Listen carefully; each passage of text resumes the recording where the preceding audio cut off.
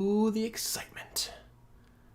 I'm live. This is very exciting. Here we are. Once again, bringing things home with a little battle of the five armies. Or rather, it's the battle of the five armies, right? I gotta get that "the" in there. Very important, very important. Per usual, welcome, one and all. Thank you so much for being here. This has really been a highlight the last 3 weeks.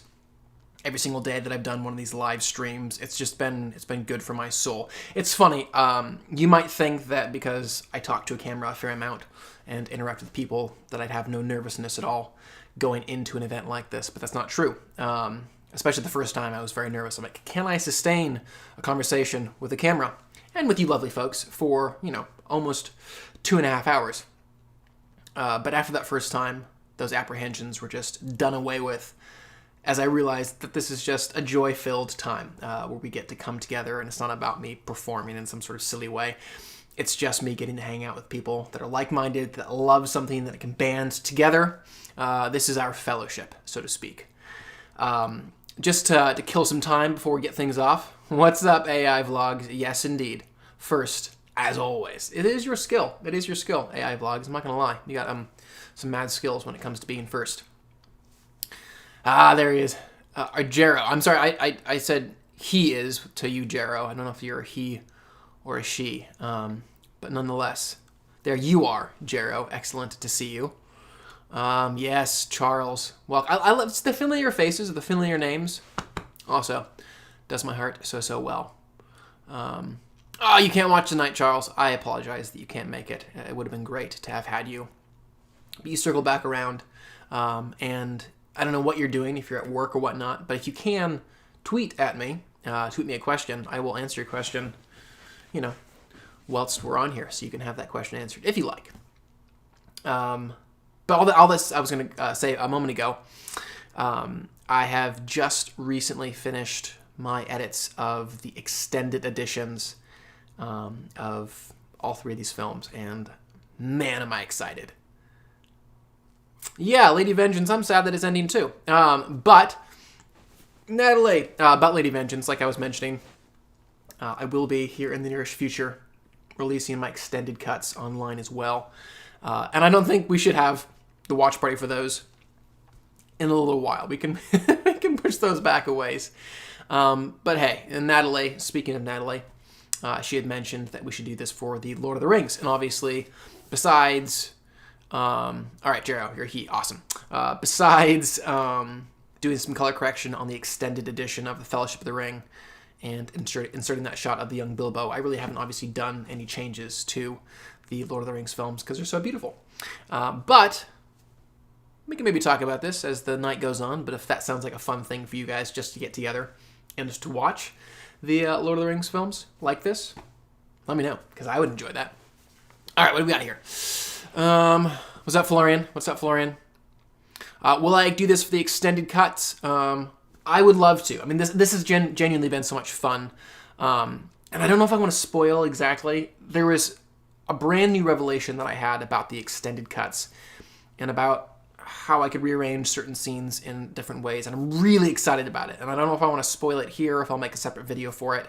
All that to say, Charles, doing this for the extended cuts would be a lot of fun, because I would love to kind of just talk through that as it's playing live. Awesome, DJ. Glad that you're here live this time.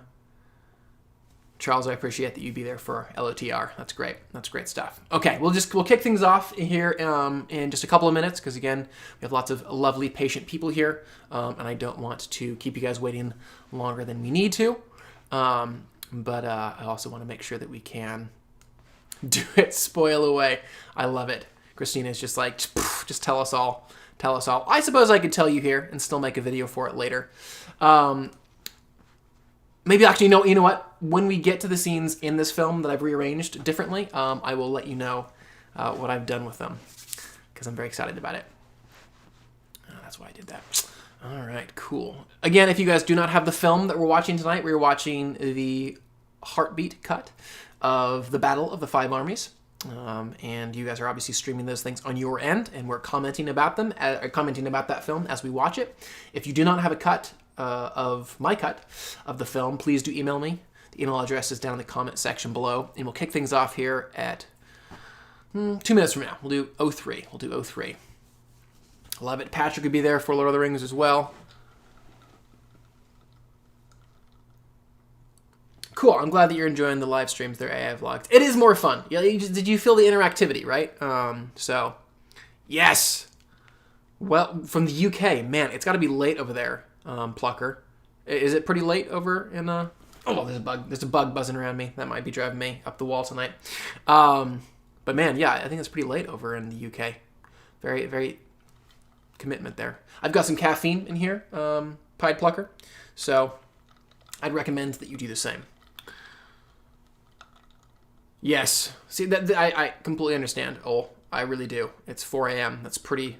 The fact that you're still up right now just hanging out is impressive. All right, guys, one more minute. Again, if you do not have a copy of the Battle of the Five Armies, please email me, and I will send you my cut of the film. But yeah, for those of you that can't make it, please circle back around. And if you have any specific questions to ask of me about filmmaking, about this film, about whatever, either comment now or just, shoot me a tweet, and I will do my best to answer those as the event goes on. All right, it is now 8:03. You guys ready over here? All right, me too. All right, so we're going to... You guys are amazing. 3 a.m., 5 a.m., 2 a.m. Wow, different life phases to be sure. All right, I don't want to delay things too much longer, so let's get this party going. I'm going to count down from 10, and on 0, we're going to hit play.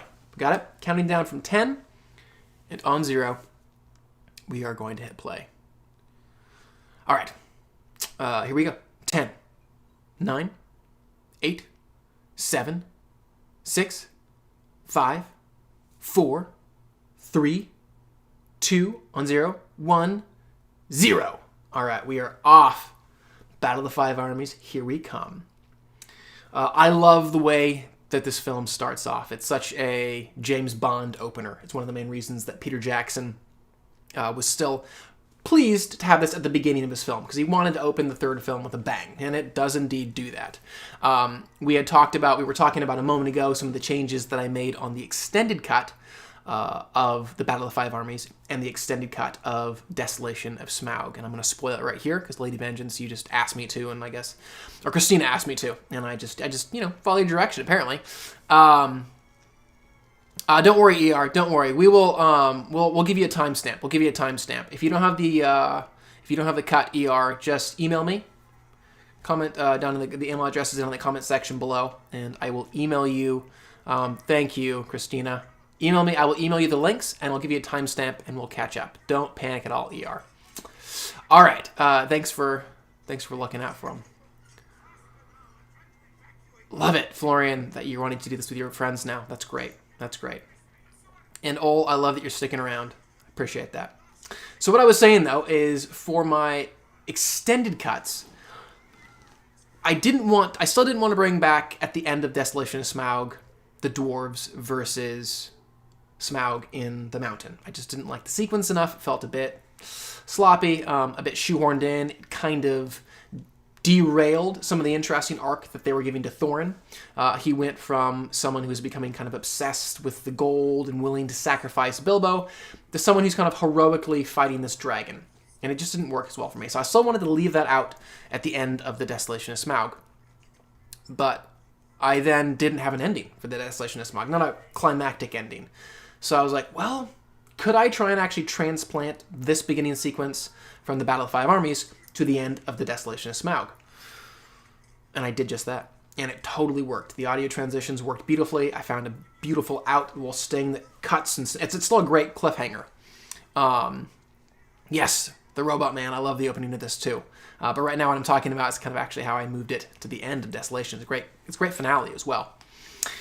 And so once I had done that, I now had a great ending for the Desolation of Smaug, but I didn't have a great beginning for the Battle of the Five Armies extended cut, because I'd lost this sequence, and I wanted to still give the beginning of this film, the extended cut, this cool James Bond-esque action sequence where it just starts off with a blast. Speaking of blasts, Smaug is just some desolation going on right now, guys. Some desolation going on, to be sure.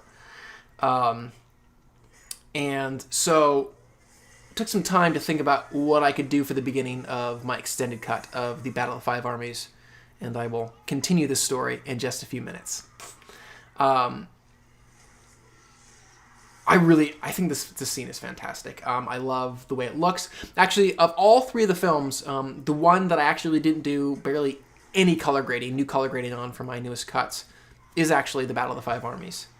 I felt like they finally found a pretty good middle ground.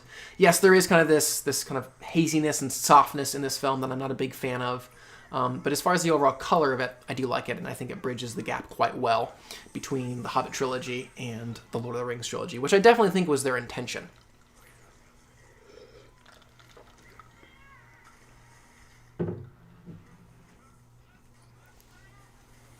Yes, DJ Johnson. It did ruin some of the intelligence of Smaug. Just the fact that he wasn't instantly torching the dwarves. And I think they did a decent job of trying to explain why he couldn't. They dumped water on him, they ran away from him, etc., etc. But it did, for me, undercut his power quite a bit as well. Did you cut the cartoony action beats? There were a lot of cartoony action beats that I cut, Florian. Any specific ones? Of the extended edition, yes. So for my extended editions, it wasn't just me reinserting everything that I cut. Not at all. I definitely left out a lot of the cartoony beats, if not all the cartoony beats that I left out in my theatrical cut. In fact, I even cut a couple of more of the cartoony action beats in my extended cuts. It's just feeling merciless, just hacking and slashing. It's so funny, I mentioned this at the end of the Desolation of Smaug, but one of the things that I was always tickled by, tickled is I think the right word, because it didn't annoy me. I was just tickled by the fact that they made such a point of the wind lance in the Desolation of Smaug, and how Bard was going to go and use that to try and take down Smaug. And I'm glad they didn't use it, because there is something just so classical and just from the book about him using an actual longbow to do so. But the fact that they didn't address the wind lance at all in the film, they didn't have Smaug destroy it, he didn't try and go for it, but then have to go somewhere else, it just wasn't there. Not even in the extended cut, which is just funny to me.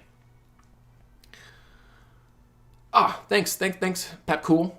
Awesome to have you here. Awesome to have you here. If you have any questions about the film that we're watching, please sound off, and I'll do my best to answer them. Yes. The Hobbit movies look so sharp compared to Lord of the Rings. Sharp, yeah, I mean, definitely AI vlogs. They're shot on digital. They do have a crispness to them, to be sure. Video crashed. I'm so sorry to hear that. So we are at 545, 546, 547, 548, etc. So up he goes, up the tower. There's just something so apocalyptic about this whole sequence. And actually, it was really interesting putting this at the end of Desolation. It feels different. It really makes you feel the irresponsibility of the dwarves and the greed of Thorin, that he knew this could potentially happen, and he still led his dwarves to Smaug anyways. In a great way. I really like the way it feels at the beginning, or excuse me, at the end of Desolation. Yes, Natalie is saying she likes how the movie gave the character of Bard a bit more of an introduction. She loves the book so much, but it is kind of weird when he just appears. Yeah, I mean, so much of the book, Natalie, and the way that it's structured, feels very much like it's intended to be read as a segmented kind of just goodnight story for a child. Like, let's read this chapter where they, talk to some trolls. And let's read this chapter where they kind of have a little pit stop here in Rivendell. Oh, let's read this chapter where they kind of go and visit the goblins. And kind of some of the connective tissue, so to speak, really isn't in the book. And it works because it's in the pages of a book. But I completely agree. I like that they gave characters like Bard an introduction along with that connective tissue. I love that both of Bard's children are Jimmy Nesbitt's girls. The two girls, that is. So James Nesbitt played Beaufort, the lovely dwarf who talks to Bilbo with his lovely Scottish accent. I wish you all the luck in the world. Those are his daughters, which I just love. And they actually weren't intending to be in the film. They just showed up in New Zealand, and apparently they could act. So there you go. Was Bard just annoyed by the bell? So, funny behind-the-scenes story, Florian. I love that you asked that. It was actually Luke Evans who played Bard, who was super annoyed by the bell. And it was supposed to be ringing throughout the scene. and and he just kept on bonking his head on it while they were filming the scene. And so finally he and PJ were like, let's just cut the rope and stop the thing ringing, which was definitely what he preferred. And it worked. I mean, I think there is kind of that annoying sort of like, get this thing out of here.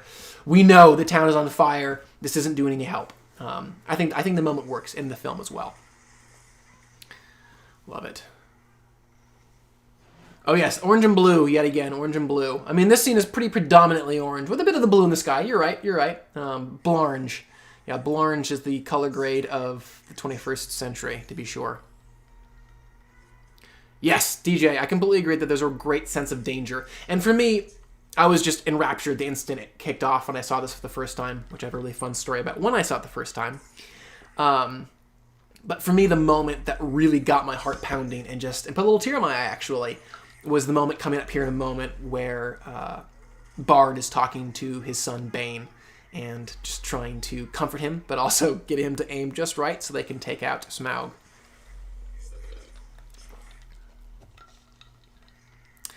Matthew Hughes says, cut your first live stream of all 3 movies. Although I don't have your cuts of the films downloaded, after following your journey with them, it'll be even better when I do get to watch them.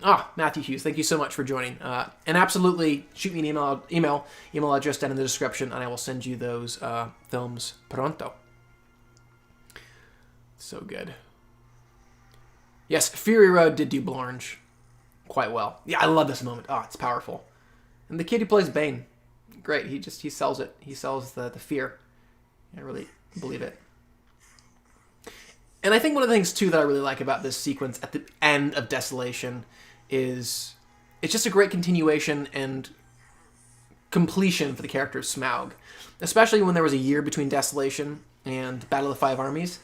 He just felt so... and Smaug's back, and he's just there. He doesn't get any sort of introduction, so to speak, in this film. He just is there, boom, doing his thing. And when it's the conclusion of a film, his motivation, his anger, his drive, his malevolence is all much more clearly placed in your mind because we've just spent this whole scene with him and Bilbo. Flaming Films asks, do you think about using the dragon battle as the ending of Desolation, or would you prefer a more... so Flaming Films, I actually was just talking about this. For my extended editions, I'm spoiling this. Thanks, Christina. But for my extended editions of the film, I have actually moved this as the finale for Desolation of Smaug. And I will tell you in just a little bit what I've actually given to Battle of the Five Armies as the opener for the Battle of the Five Armies. I'm really excited about it, both as the ending of Desolation and the opener, the new opener that I have found for my extended cut of Battle of the Five Armies, because I think it works pretty wonderfully. That moment where he's clawing his way up, it's beautiful. In the behind the scenes, they described it like Peter Jackson described it, like he wanted it to be like this swimmer who's like trying to get to the surface to take a breath. It works wonderfully. Excuse me. Blessed Ori, one of the few lines that he got.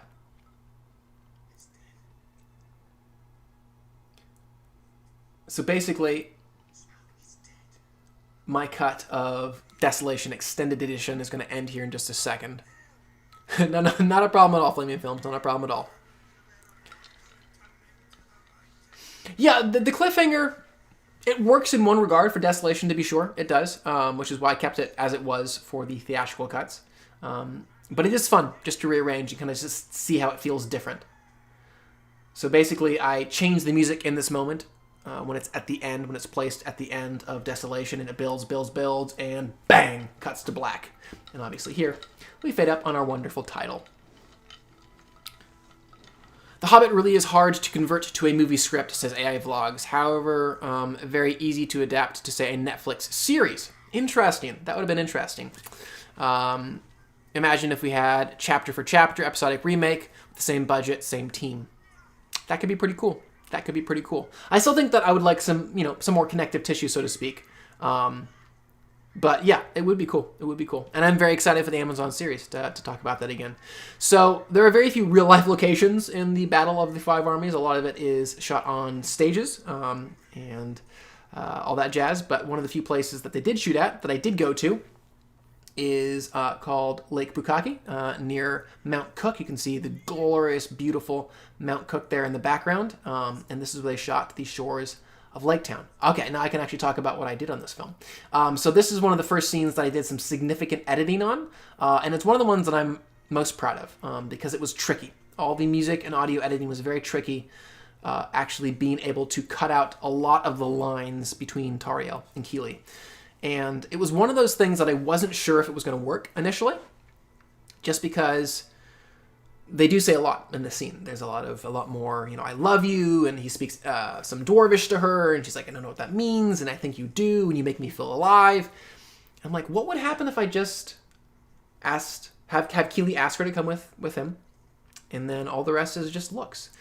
So I did some Foley here. So I re-recorded that sound effect of the rock being set in her hand there. All the breaths and inhales that Tauriel is taking are my breaths. I think I'd make a great Evangeline Lilly, personally.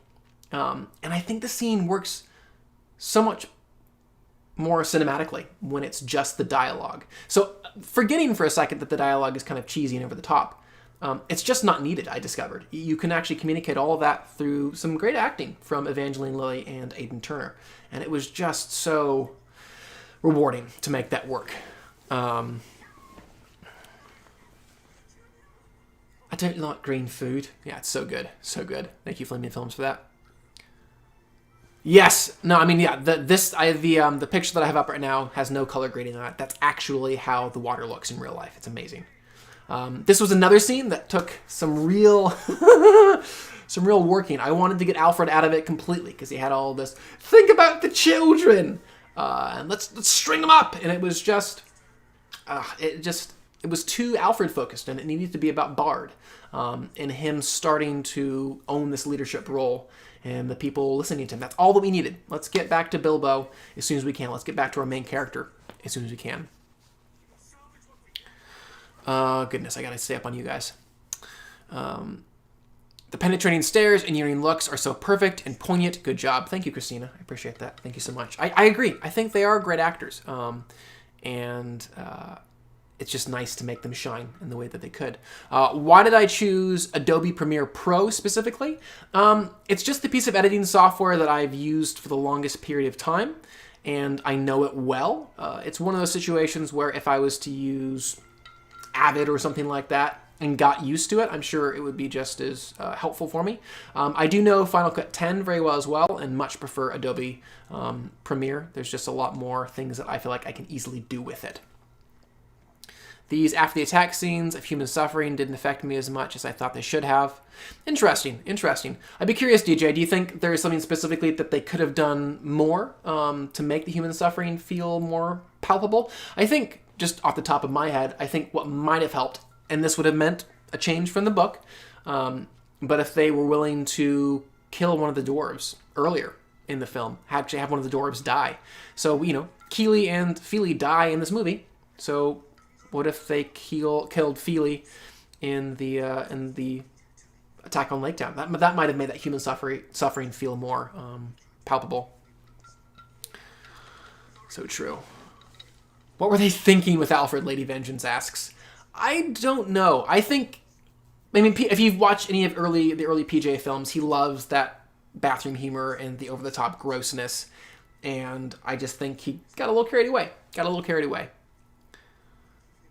String up the children. Yes, string up the children. I'll re-edit it so have him saying that. That's great. How hard is it, or how hard it color grade considering that you don't have the raw flat films? Time code, Jero asks. We are at 1657, 1658, 1659, and 17. It's obviously it would have been better if I had the raw footage to color grade, but it's not impossible. You can still utilize a lot of the same tools. You can isolate colors. It just all depends on how much time you want to take, because you can really invest a lot of time into things like color grading to get it, kind of looking however you want it to, honestly. Natalie the Nerd says, they were trying to make a new Grima or Denethor with Alfred. Totally agree. A character the fanboys could really hate, but instead we hated him just as a character for existing, not as a person in the world. That's very true. They just went the really annoying version.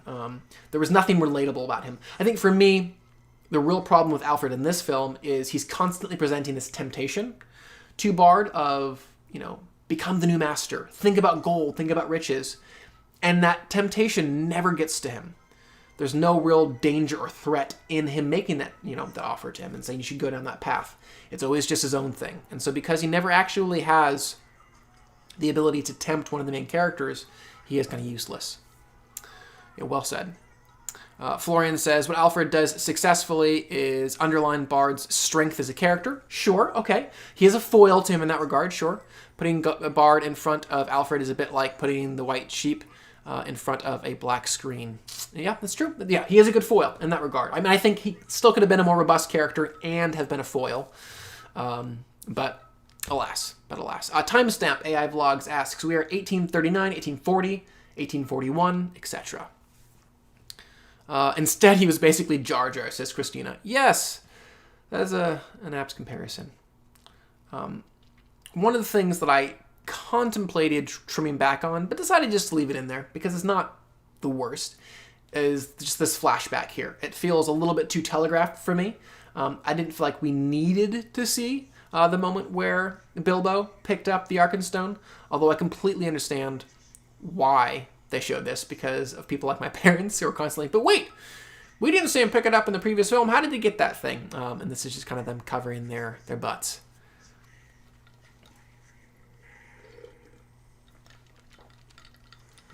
I'm sorry. Chewing ice. I'm the worst. I apologize. Moi moi Misa. Moi moi Misa, string up the children. Yeah, I'm sorry about that. DJ says, they needed to have some humans we were introduced to earlier suffer. I think it would have helped if someone was injured or dead.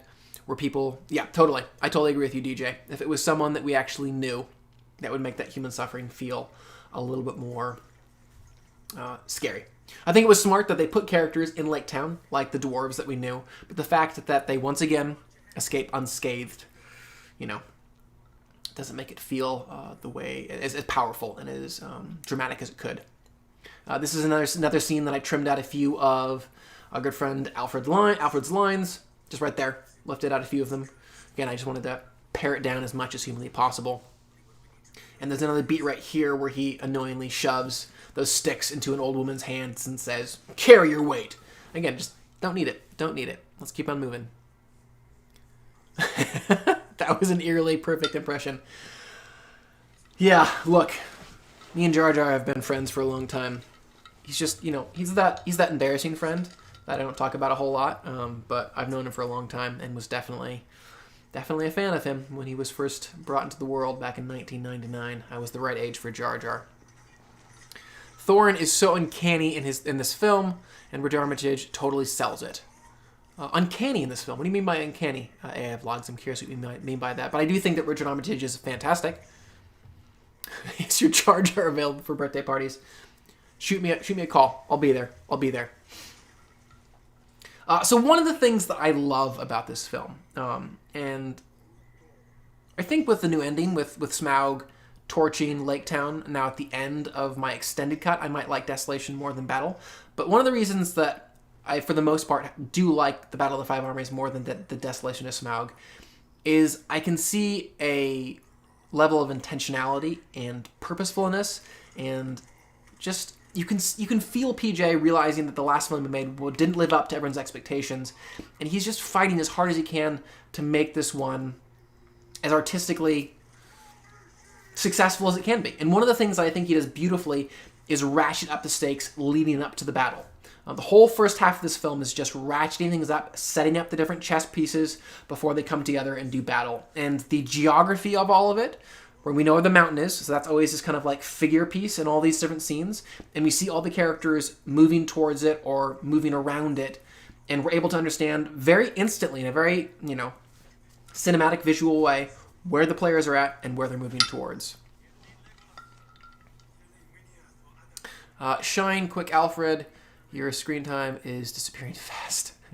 Yes, it's true. Alfred is about to be almost completely gone from this film. He's going to have a couple more scenes here, and then he will cease to exist. It's delightful. It's funny, this is the scene that I can tell Orlando Bloom's contacts weren't available that day because his eyes are a different color. They're, I think, in my opinion, much better looking than they do look in the rest of the film. And they just digitally changed the color of his eyes versus those really glacial blue contacts that they had in for a while. There was another moment that I trimmed out some lines. Legolas much more clearly professes his love to Tauriel, and I just didn't want that. I didn't need that overt love triangle in this film. You can get the feeling that Legolas has an attraction towards Tauriel, but we don't need to hear about it in such overt terms. I wish there was a shot of Alfred you could insert in Dale right before the funeral so that he doesn't just disappear in the middle of the movie. Fair enough. Fair enough. Don't tempt me, TJP. Maybe I'll find that and somehow get that in there. I love this scene with Bill. I mean, just the look of it, the lighting. Again, kind of going back to what I was complimenting about the artistry. Like, there's just so many beautifully painterly moments, beautifully staged and painterly moments in this film. And beautifully performed moments as well. Like, just love that shot where we know what Bilbo is hiding and what he's thinking, but Thorin isn't quite yet clued into it. Yes, White Walker Legolas is creepy AF. Yeah, I don't know what they were thinking with those contact lenses, Christina. They're not the same as The Lord of the Rings. Maybe as elves get older, their eyes get darker in color. I don't know. Did you play Shadow of Mordor, the prequel game? What did you think of the story? Jero, I did not play that game. I've talked about this in the past on the past live streams. I can't really do video games because I have a very addictive personality, and they have, in certain instances, taken over my life. So I have kind of sworn them off and stopped playing them completely. But good to know that it's fun to play. To make Legolas such a bad boy, it's hilarious. You know, Legolas, you know, the ladies and the guys, they like him. You know, he's an attractive man. I love the scene between Balin and Bilbo. It's sweet. It's simple. You can see, I think one of the things that I think the filmmakers did a great job of in the first half of this film is really making Bilbo still proactive. He doesn't have a lot to do, but they did still make him proactive. They had him wanting things, working towards things, his desires driving the plot, and I love that. I love that. AI Vlog says, the middle film / book are never loved as much as the first or third simply because they have no beginning and no end. The first is the introduction, and the third is the farewell. That's true. That's true. Not always. Not always. I mean, I think The Empire Strikes Back is a great example of a lot of people like that more. Godfather Part 2. And, you know, I think there are some people out there that do like The Two Towers most. I think because of the Battle of Helm's Deep. It's just such a fantastic ending to that film. I think, so Moose says, maybe in the extended cut, Bilbo walks past the troll. Alfred was catapulted into the... Oh, yeah. So, yes, in the extended cut, Alfred was catapulted into the mouth of the troll. And maybe Bilbo could walk by that and we could show that he died. That's a possibility. Not a bad possibility. Jero says, Mr. Orlando Bloom was born to play the role. Yeah, I do think he's fantastic. I do think Orlando is fantastic. I do like the guy, not going to lie. I love this scene. It has a great little moment of tension there at the top, obviously, where you're kind of like, Bilbo, why are you taking the thing out? And then you realize, he's just taking out the acorn. If you guys have watched the behind the scenes of this series, there's a great kind of second scene to the acorn subplot, if you like, that they actually didn't end up even putting back into the extended cut. And I tried actually putting it back in myself, and I was able to fit it in.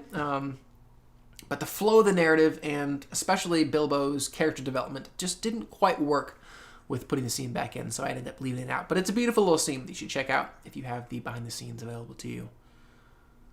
Yes, Empire, Two Towers both have perfect endings. Yes, they're not conclusive endings, but they are endings that are great. Christina says that my boyfriend prefers the Two Towers for exactly that reason. Yeah, it is a kick-butt battle sequence. Alfred, Lady Vengeance says, Alfred is a troll in the modern sense. Yes, he does get a lot of us to go off on tangents and follow him along down dark paths of anger. Moose says, if I remember right, there were rumors Ian McKellen wouldn't return for The Hobbit. There were indeed rumors.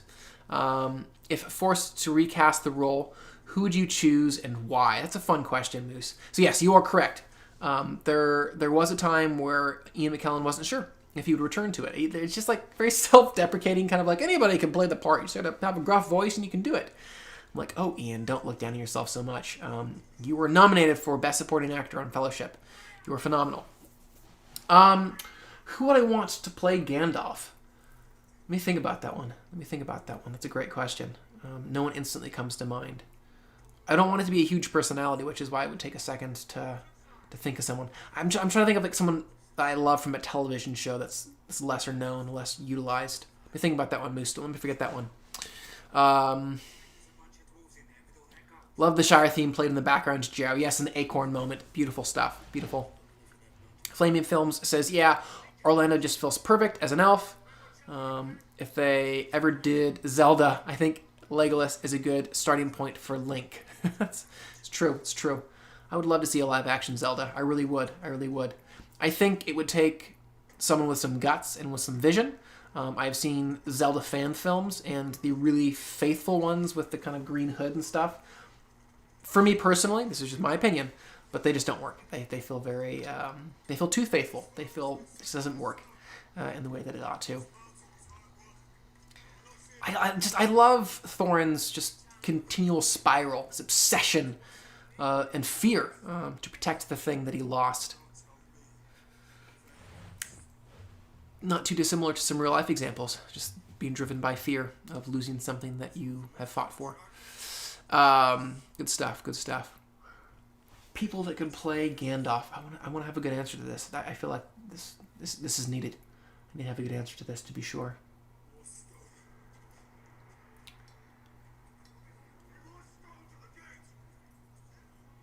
And again, Bilbo, he's just watching, but you can see him thinking, what can I do? How can I remedy this? You can feel those wheels turning. I personally love this moment. If Gandalf is watching tonight, you've returned. I completely understand why people enjoy Gandalf's side mission, and I do like it. That's why I'm returning it to my extended editions. But these films are so much more streamlined and so much more focused without his side plot. And there is, for me, something very fun about him reappearing, very similar to the book, in this moment. You feel like this, wait, where's he been? And quick, Gandalf, hurry, you have to help diffuse this conflict before it erupts. It's a fun feeling for me. The Shire theme is so underused in the Hobbit films, says AI Vlogs. I don't know. I mean, if you view this as a 6-film series, and I do, then I think, there's no need to overplay it, because we do get a lot of it in the subsequent films, especially in the one that's directly following this one. Moose says, I think Thorin overacts with his mouth at times. He's quite good, but one or two moments pulls me out. Interesting. You're not the first person to say that, Moose. I really do like Richard Armitage. I think he did make some gutsy choices that are a bit big, but for me they always work. And that's just my personal taste. Felix asks for a timestamp. We're at 3103, 3104, 3105, etc. Thranduil. I'll comment specifically about them when we get to them, but there are a number of extra scenes for the extended edition that I reinserted to really beef up Thranduil's character and his arc. Again, why is the Gollum torture in Minas Morgul theme for the Wood Elves? It's so funny. I still haven't looked it up, AI Vlogs. Yay, Gandalf! There you are. But yes, AI Vlogs is pointing out that apparently the Wood Elves have a very similar theme to the one that's played when Gollum is being tortured at Minas Morgul from Fellowship of the Ring, which is just funny to me. You know what? There are a lot of composers out there that do accidentally repeat themselves. James Horner being one of them. Look up the video James Horner Danger theme, and you will find this montage of all the times that he used the exact same in all these different films. It's great.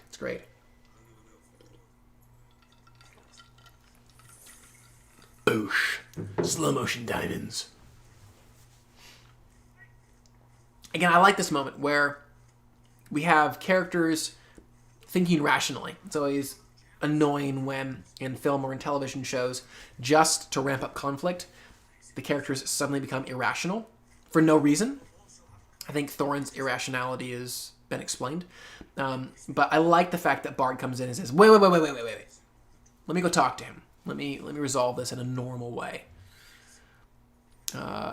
Dragon Force says, just seen this randomly by my recommendation. Why are we rewatching the film? So the reason that we're rewatching this is because, Dragon Force, I have done brand new cuts of The Hobbit. And we are actually watching my cut of the Battle of the Five Armies. And if you're interested in seeing a pared down cut of this film, as well as the other two Hobbit films, shoot me an email. Email address in the comment section down below. Moose says, I think Thranduil, the behind the scenes on him and how they decided to his minimalistic compared to Legolas fighting style. Yes, I'm sorry, I butchered the reading of that. But yes, the fighting style for Thranduil is excellent. Florian says, I don't get why Gandalf never lost his rider's license in Lord of the Rings. He's still that reckless when he enters Minas Tirith. That's hilarious. Yes, he needs to get better at riding, to be sure. Matthew Hughes says, the Mordor theme can be heard in The Fly as well, which is another film that was composed by Howard Shore. Good on you. It's been a while since I heard it. Also, of course, it's Howard Shore, if some don't know. Yes, so good stuff. That's great. That was too early. Florian says, that was too early. Gotcha. Avlogs says, it's so uncomfortable. I feel so uncomfortable by Thorin in this movie. Yeah, I mean, he is turning to the dark side. You know, he's going down a dark path. I love these shots here. They're some of the few shots that I really thought benefited greatly from the 3D. Just that long tunnel augmented that distance between them and Thorin's unwillingness to really listen. Jero says, I don't think Howard Shore made that mistake of repeating the same composition. I think it's due to the production being rushed. Williams has similar struggles with Harry Potter 2 and Attack of the Clones. Yeah, that's true. Yeah, sometimes it's just they're rushed or their music is edited. The stuff that they originally composed for a section doesn't quite hit the right emotions for the director, and so they opt to, instead of recomposing it because they don't have time, they just put some old music in from elsewhere.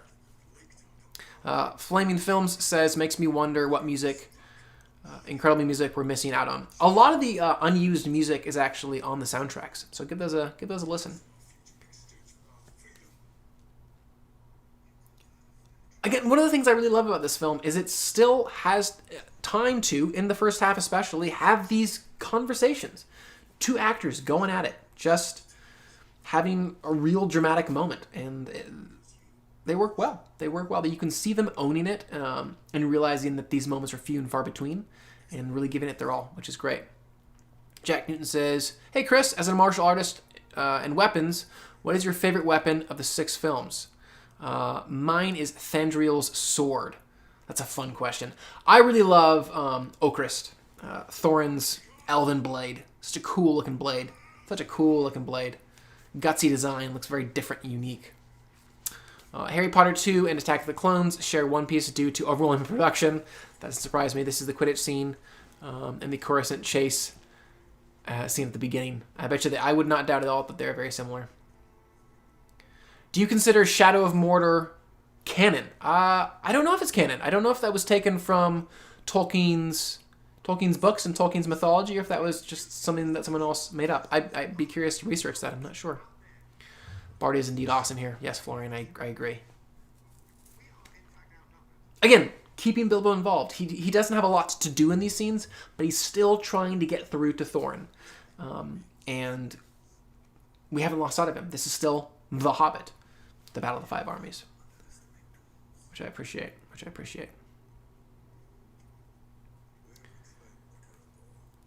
Yes, also, Destination Smaug and Battle of the Five Armies was conducted by another person, which is so true. So lots of editing choices down the line changed. It showed in last parts of An Unexpected Journey, with the music changing from the original soundtrack and the final cut. Yeah, it's true. How do we donate? Asks Radcliffe. To me? I mean, if you'd like to. You can jump on my Patreon. That would be amazing. That would be awesome. Thank you so much for asking. No, it's not canon according to Warner. Thank you, Jero, for answering that question for me. Andrew and Nikki, what's up, Andrew? Andrew, my friend. If you guys don't follow Andrew, Andrew and Nikki just commented Follow that guy. He's got some great content here on YouTube. Thank you so much for saying that, Andrew. I appreciate that. And thank you, Radcliffe, for being a big fan. I appreciate that. I appreciate that as well. Natalie asks, have you ever played LOTRO? It feels like something you might have tried at least once. Is that a role-playing game? Or what exactly is that, Natalie? Clue me in. I don't think I've played it. Yes, we are in fact outnumbered, says Florian. Definition of an understatement. This is one of my favorite scenes in the Hobbit trilogy, honestly. I love it. There are some people that don't like, speaking of Richard Armitage's acting, that don't like his acting in the scene, but the over-the-topness of it works perfectly for me, calling back, obviously, to Smaug. And I love, too, what PJ and company decided to do with just the overall feeling of the scene, of Thorin giving him his armor. It's a moment of reconnection that also has bubbling beneath it this tension of Bilbo not wanting to be found out, and Thorin starting to doubt the loyalty of other people, and Bilbo not knowing what to do. And also we have this nice reprise of the Mithril track from Fellowship of the Ring, which is wonderful. So good. Yes. Is that you singing Orange and Blue to the Black and Yellow sound? That's what I heard in my mind there, A-Vlogs. Orange and Blue. It's good. Have I read the Silmarillion? If you have, what did you think? Personally, I didn't enjoy it. I have read the Silmarillion. It's one that I intentionally took my time on and slowly worked my way through because it reads like reading a history textbook. And there are certainly passages in it that I loved, like the whole Barian and Luthien. I really did love that section. But overall, it was a little more of a chore for me.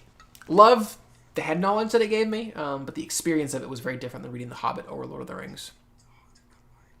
Is that wallpaper cannon like the one behind me? Absolutely. Absolutely.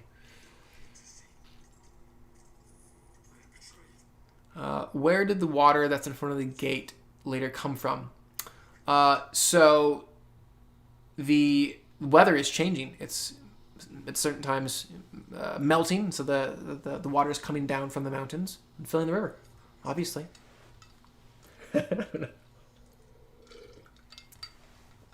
Time code. Time code is 4011, 4012, 4013, 4014.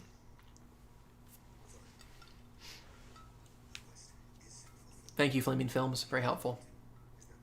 And I love this moment between the two of them. And this film just had a lot more of that. I think this is also why I enjoyed this film a little bit more than Desolation. It continues to keep this couple's relationship front and center. And again, I really do think the best parts of these films are when the writers remembered that this is a buddy road trip film, so to speak.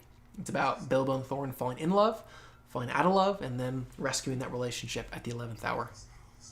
The Silmarillion is our Bible, Chris. Yes. I mean, and also the whole creation sequence at the beginning of the Silmarillion is just gorgeous. Bravo, Tolkien, bravo. Because I know he can hear me. Hi, what is your favorite and least favorite parts in the Hobbit films, asks Sebastian. Least favorite moments are most of the moments that I cut, which is why we're watching these cuts. So fortunately, in my versions, my least favorite parts really aren't there anymore. So a lot of the stuff to do with Alfred, like Alfred cross-dressing, it's just, it kills me. It really does. Some of the really cheeseball stuff between Tariel and Keeley just does me wrong. Some of the really obviously CGI'd moments, again, which I tried to pare back on, are less enjoyable for me. Favorite parts, there's so much that I love in the Hobbit films. I love Riddles in the Dark. I love all the stuff in Bag End in the first one. I love all the little moments between Thorin and Bilbo here in this third film. I really do. Have I read the Unfinished Tales? You guys are pushing me. Trimmed a couple of his lines right there.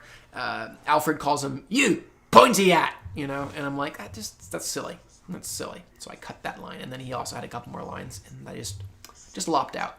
Got rid of. I have not read, to answer your question though, I have not read Unfinished Tales. DJ Johnson says, I love Bilbo in this scene, swallowing his fear to try and deal with Thorin, then fear again when he realizes he can't reach him. Wish there was more Bilbo in this one. I agree. There is less Bilbo in this one. And actually, I had just this week, a couple of very specific things that if I was helping to craft this film that I would have done to bring him back in just a little bit more, especially in the second half. But we'll talk about those moments when we get to them. Is there anything, asks Robotman, is there anything that you wish you could add/change but couldn't because it requires shooting scenes, doing something that was, yes, out of my ability to do? So I'll bring it up right now because we got some time before any more changes occur. So I do feel like we lose sight of Bilbo just a little bit in the second half of this film.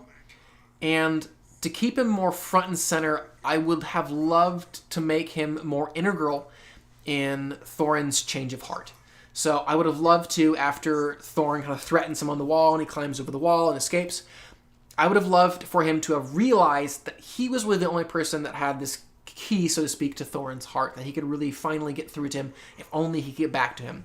So seeing him trying to get back to Thorin and then having some sort of conversation similar to the one that he had with Dwalin, similar to the conversation that Thorin had to Dwalin, allowing that moment to be a real integral moment. And it doesn't fully change Thorin's heart, but it starts to push him towards that moment of changing.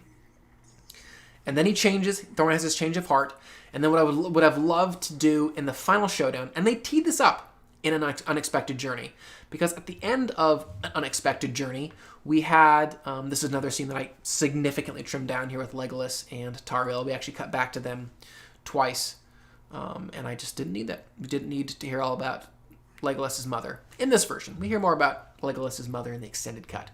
But again, the other beat that I would have added in, if I could have, would have been to kind of pay off a moment that I felt like they did set up in an unexpected journey, where Bilbo comes to Thorin's aid at the end of an unexpected journey, getting in the way of Azog killing son of Durin.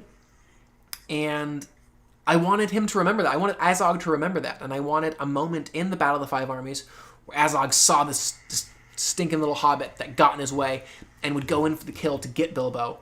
And the final moment where Thorin finally redeems himself is he comes between Azog and Bilbo, defending Bilbo and ultimately sacrificing himself. I just felt like that would have been a great payoff and kept Bilbo a bit more involved.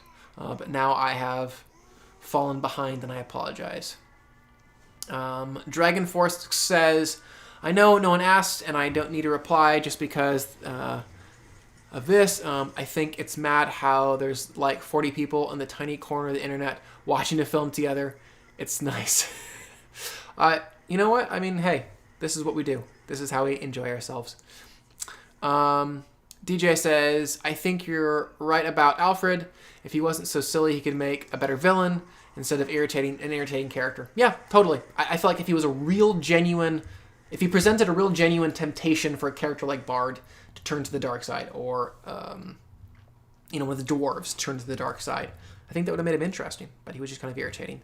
I added this scene back in from the extended cut, now here in my theatrical cut, because it was a beautiful callback to the scene from An Unexpected Journey, and it also reminds us in a very specific way, why is Bilbo doing what he's about to do? Why is he betraying the dwarves, so to speak? It's because he loves them and cares about them, and we needed to be reminded of that. Gandalf, who called me a tramp? Yes, indeed. Yes, indeed.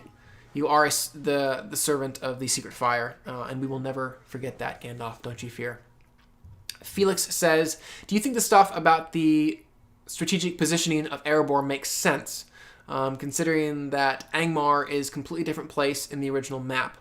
I actually do think, Felix, that idea is something found in the book itself, that Tolkien himself suggested, so I don't quite understand it, but I do think it is introduced by the author himself. Let's see here.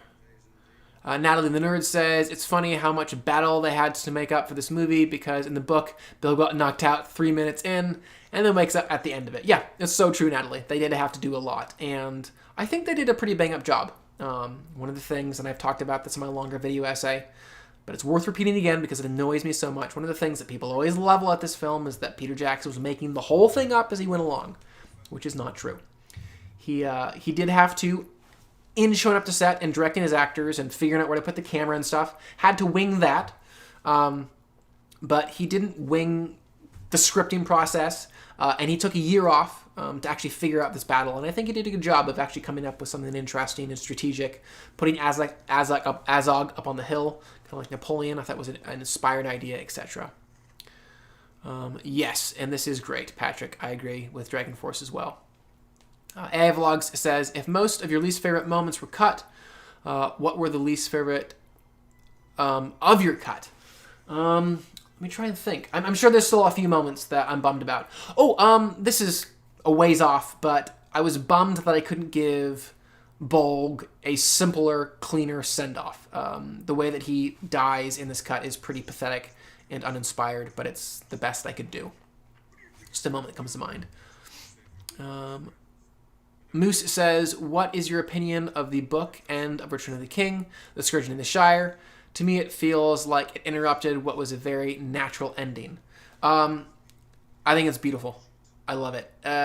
Yes, it's unpredictable. Yes, it's not maybe the most economic form of storytelling, but it is very much the experience that Tolkien had coming home from World War I, where after shedding blood, sweat, and tears, home wasn't exactly the same. And there is this realization that ultimately evil, though you may defeat a portion of it, will ever gnaw at you and infect the things that you love. And I think that's a powerful statement. So yes, I don't disagree that it is a bit of a strange left turn, but it works for me. It works for me for those reasons. Yes, AI Vlogs. This moment with Bilbo and Beaufort, wholesome 100%. Totally agree.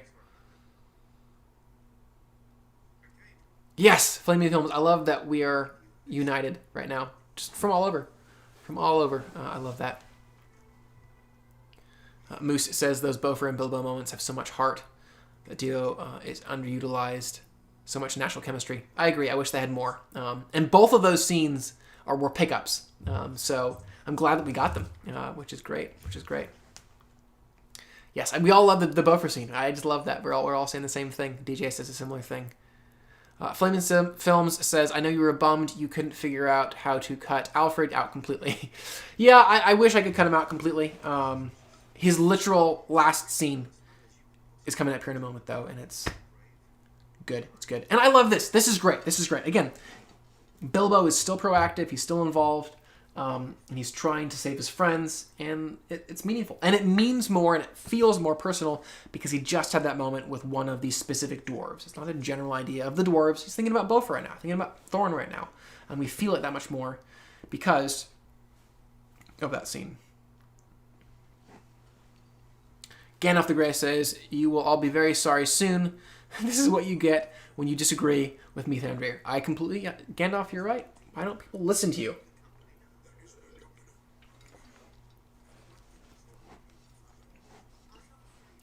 I always love simple shots like this. There's nothing fancy about like, ooh, look, he's shorter. It's played so simply, and you just believe it because it's not made a big deal of.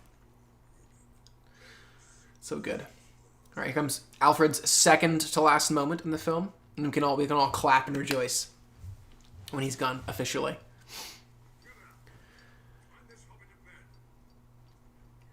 I almost cut this moment, but it was one of the few moments that was very underplayed by him.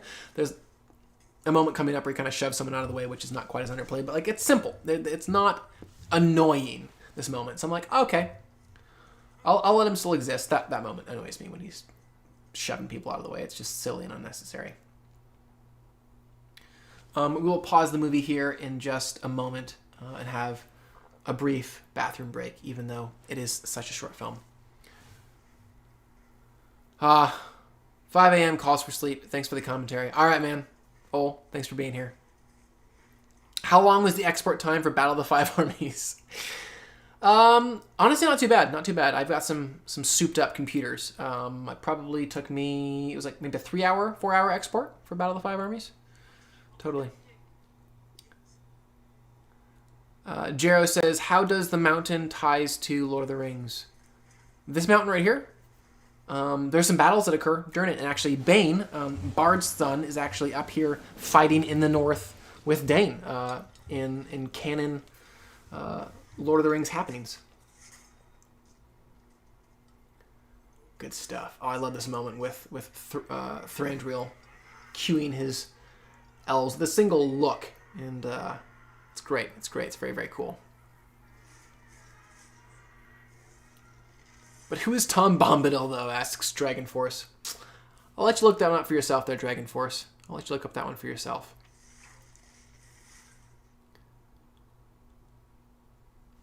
Avlogs says, there's something different about how Gandalf looks in The Hobbit than in Lord of the Rings, and I just can't put my finger on what exactly. Do you have a clue? I mean, I think, honestly, it really, for me, comes down to the fact that Ian McKellen has aged. It's 10 years have elapsed, and he looks 10 years older to me. That's the main thing for me that looks different about him. And he does have a silver scarf as well. Francisco says, I believe they should have focused much more on Mirkwood. I'd be curious, Francisco, did you watch my cut of The Desolation of Smaug? Because I did reinsert a couple of scenes from the extended cut of the Mirkwood sequence. I think it does add significantly to that sequence. The obvious cloned elf soldiers look terrible and took me out of the film for a second. They are, yeah, they do look a bit cloney, a bit CG heavy, to be sure. Oh yeah, the file is 17 gigs. Yeah, how did you get so large? I mean, editing software is powerful, my friend.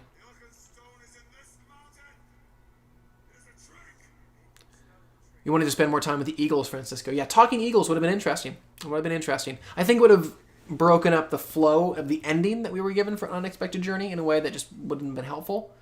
So yeah, this moment right here, great moment, but I didn't want it to be the last moment between this pair before the final, because we really have almost an hour before, maybe like 50 minutes before we get to that final moment between Bilbo and Thorin, and I wanted to keep that relationship that much more alive. So if I could have shot more, I would have shot those 2 extra scenes. The deer-looking creature. I think it's an elk. That's what he's riding.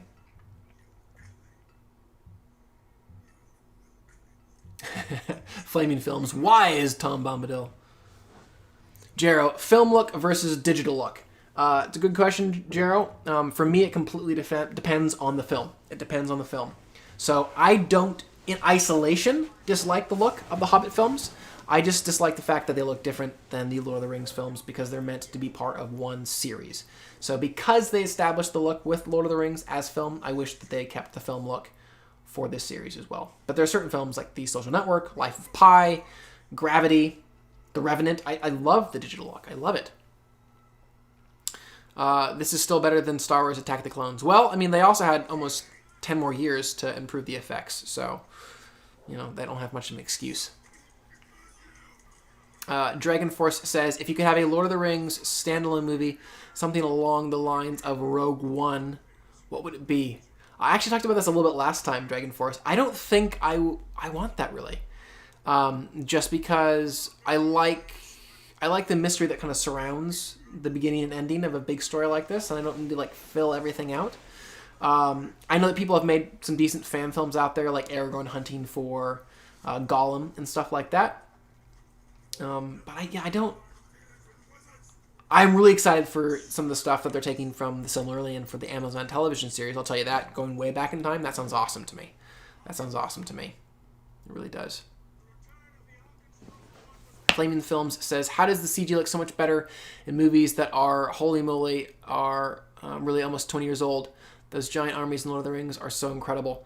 Part of it comes down to Flaming Films. Unfortunately, studios realizing that we will turn up to films that have subpar CGI. And they can spend less money and will still turn up. It really is that. It really is that. So it's not the director's fault. It's not the CGI artist's fault. It's the studio saying, we're going to spend less money on that, give you less time on it. Because we, the fans, will still turn up. Unfortunately, that's the truth. That's the truth.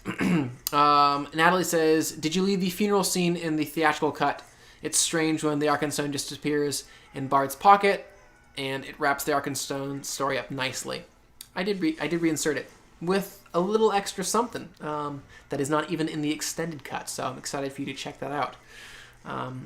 I didn't feel like it was necessary to resolve the Arkenstone story because it was resolved in the moment where Thorin dies and says, I shouldn't have been blinded by riches, essentially. And I should care more about friendship than riches. So he has, even though he's not physically setting aside the Arkenstone, he's emotionally setting it aside. So that, for me, resolved that. But nonetheless, it is nice to see where it went. I agree to that. Oh, man, you guys are coming in fast and furious. Hey, Mr. Hartwell. Just got back home, and now I'm checking out the film. Love that, Gamer Wolf. Check it out. Check it out. I don't know why people didn't like the movie. Hey, fair enough. Reminds me of Shadow of Mordor with less graphic violence. Fair enough. Well, yeah, I'm glad that you enjoyed the movie. Jero says, George Lucas was the revolutionary that allowed this film to happen VFX-wise. It's true. Yeah, people give George Lucas a lot of crud that I don't think he deserves. I think, yeah, it's a ball. That's a can of worms, so we'll leave it at that.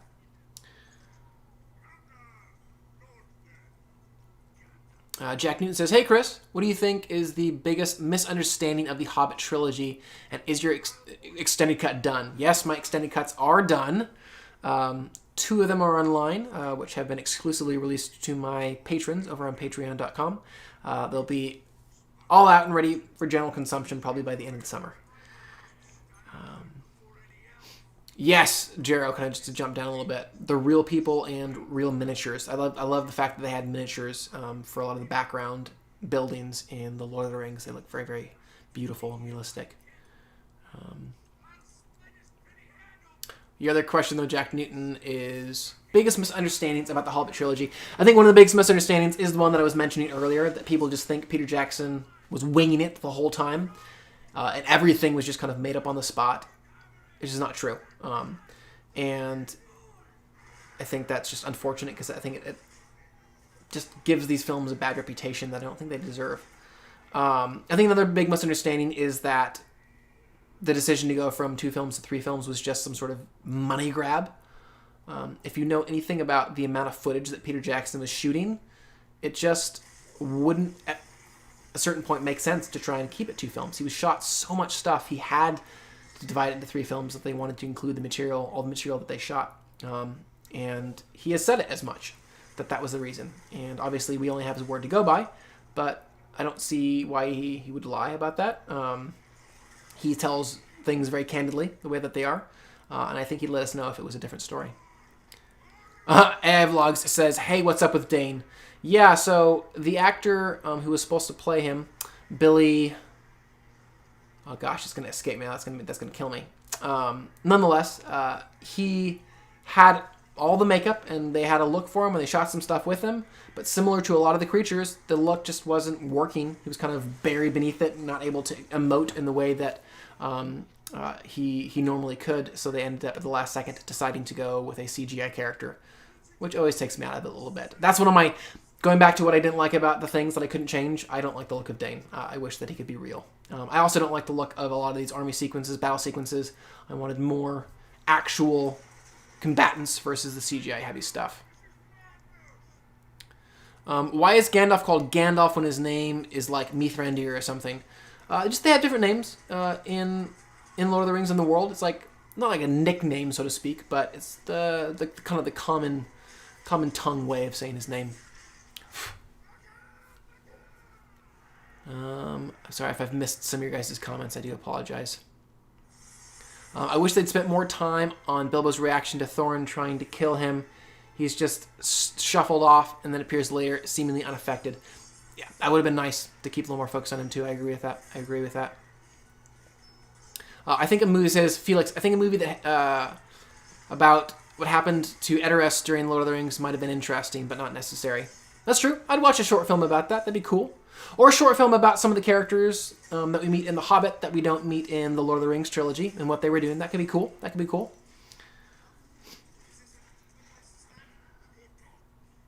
Moose says the Raven preluding the arrival of the dwarves is brilliant. I agree. It's fun stuff. Francisco asks, do I like how Radagast was portrayed? I believe that the fact that they made him goofy was a mistake. I think a more serious look would have improved the seriousness of the movie altogether. Yeah, I like elements of Sylvester McCoy and his performance, but yeah, I think ultimately he is a bit goofier than I'd like him to be, which is why I cut him down significantly in both the theatrical and my extended cut. And I do like the character that I've been able to kind of find with a lot of those goofy moments trimmed out. Gandalf wants to know, be honest and say, do you like my role in this movie? Look, Gandalf, you've got some important things to do. You do. You really have some important things to do. It's important wisdom to share with someone like Bilbo. And I think without you, those important moments would be missing, and that we would feel that loss for sure. So yeah, I like you. I like you. OMG, the CGI in some of these shots is so cartoonish. Why didn't they get extras real people in the extreme wide shots? Part of it is just a lack of time. It does take a lot of time, and it actually costs more money oftentimes to do things in the computer. But you can have a lot more control as a director, a lot more control to do things in the computer. And so I always understand that. Though I don't like the aesthetic as much, the CGI aesthetic in a lot of films, you have infinitely more control if you do this stuff in the computer as compared to in reality. It's just true. See you, Dragon Force. Take it easy. Yes, yes. Flaming Films repeating Bilbo's line. Is there a good place to stand? Yeah, is this a good place to stand? So good. So good.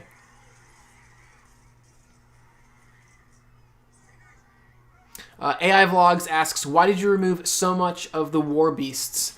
A lot of it just came down to me trying to find the most essential moments. And I should actually talk about my edit here because it's one of the main things that we're supposed to be doing, right?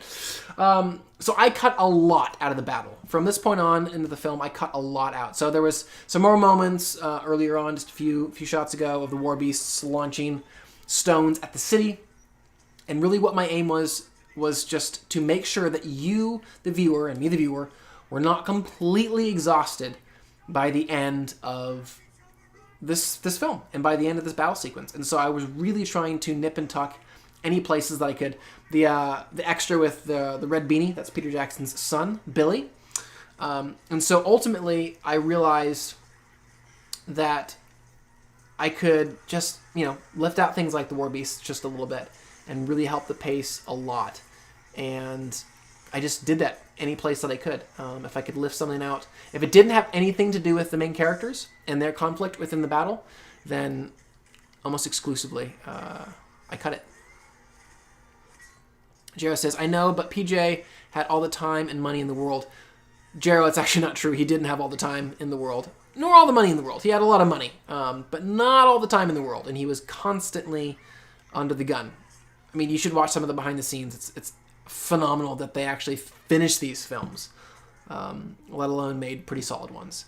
Here's another moment that I cut down a fair amount. There were a lot more shots of Bard rolling down the cobblestone street in his wagon, and it was just a little too cartoony for me, so I cut out, I think, 2 or 3 shots, and it works a lot better in my opinion. Yes, that poor troll just died to break the gate down. Some people ask me why I didn't cut that moment, and it is cartoony, yes, I agree, but it tickles me, and I like it. Moose says, why do you think the battles feel so different from Helm's Deep and Pelennor Fields? I think some of it is the fact that it's a little more CGI heavy. I do think that the geography that PJ lays out is fantastic in these films. But yeah, I just think some of the stakes aren't there quite as clearly. This is another scene that I had to work really hard to cut Alfred out of. So he's in the middle of this scene. He's in the scene right now talking to the characters. And I was able to cut him out. One of my prouder moments as an editor. Jero says, the battle scenes in the city are great, where all the orcs are real, doing a fantastic job cutting down lots of the CGI. Yeah. And look, it's one of those things where I just try and... I agree. I agree with all of you that the CGI is not exactly my cup of tea. But one of the things that you do get with CGI is much more intentionality with the camera movement, with the movements of the actors and the fighting. And I just try and appreciate those elements because they can be cool. They can be cool. Like some of these shots coming up here of these swirling shots of characters combating. The specific camera movements that they got are not impossible to get in live action, but ultimately I felt like he's able to use the camera in a much more, nuanced and just really intentional way, which I appreciate. Flaming Films, no one rides a wheelbarrow quite like Bard. It's so true, so true. Moose says, do you think it will be painful to watch the standard cuts of the films now that you've finalized your edits? I don't know if I'll ever go back and watch them again.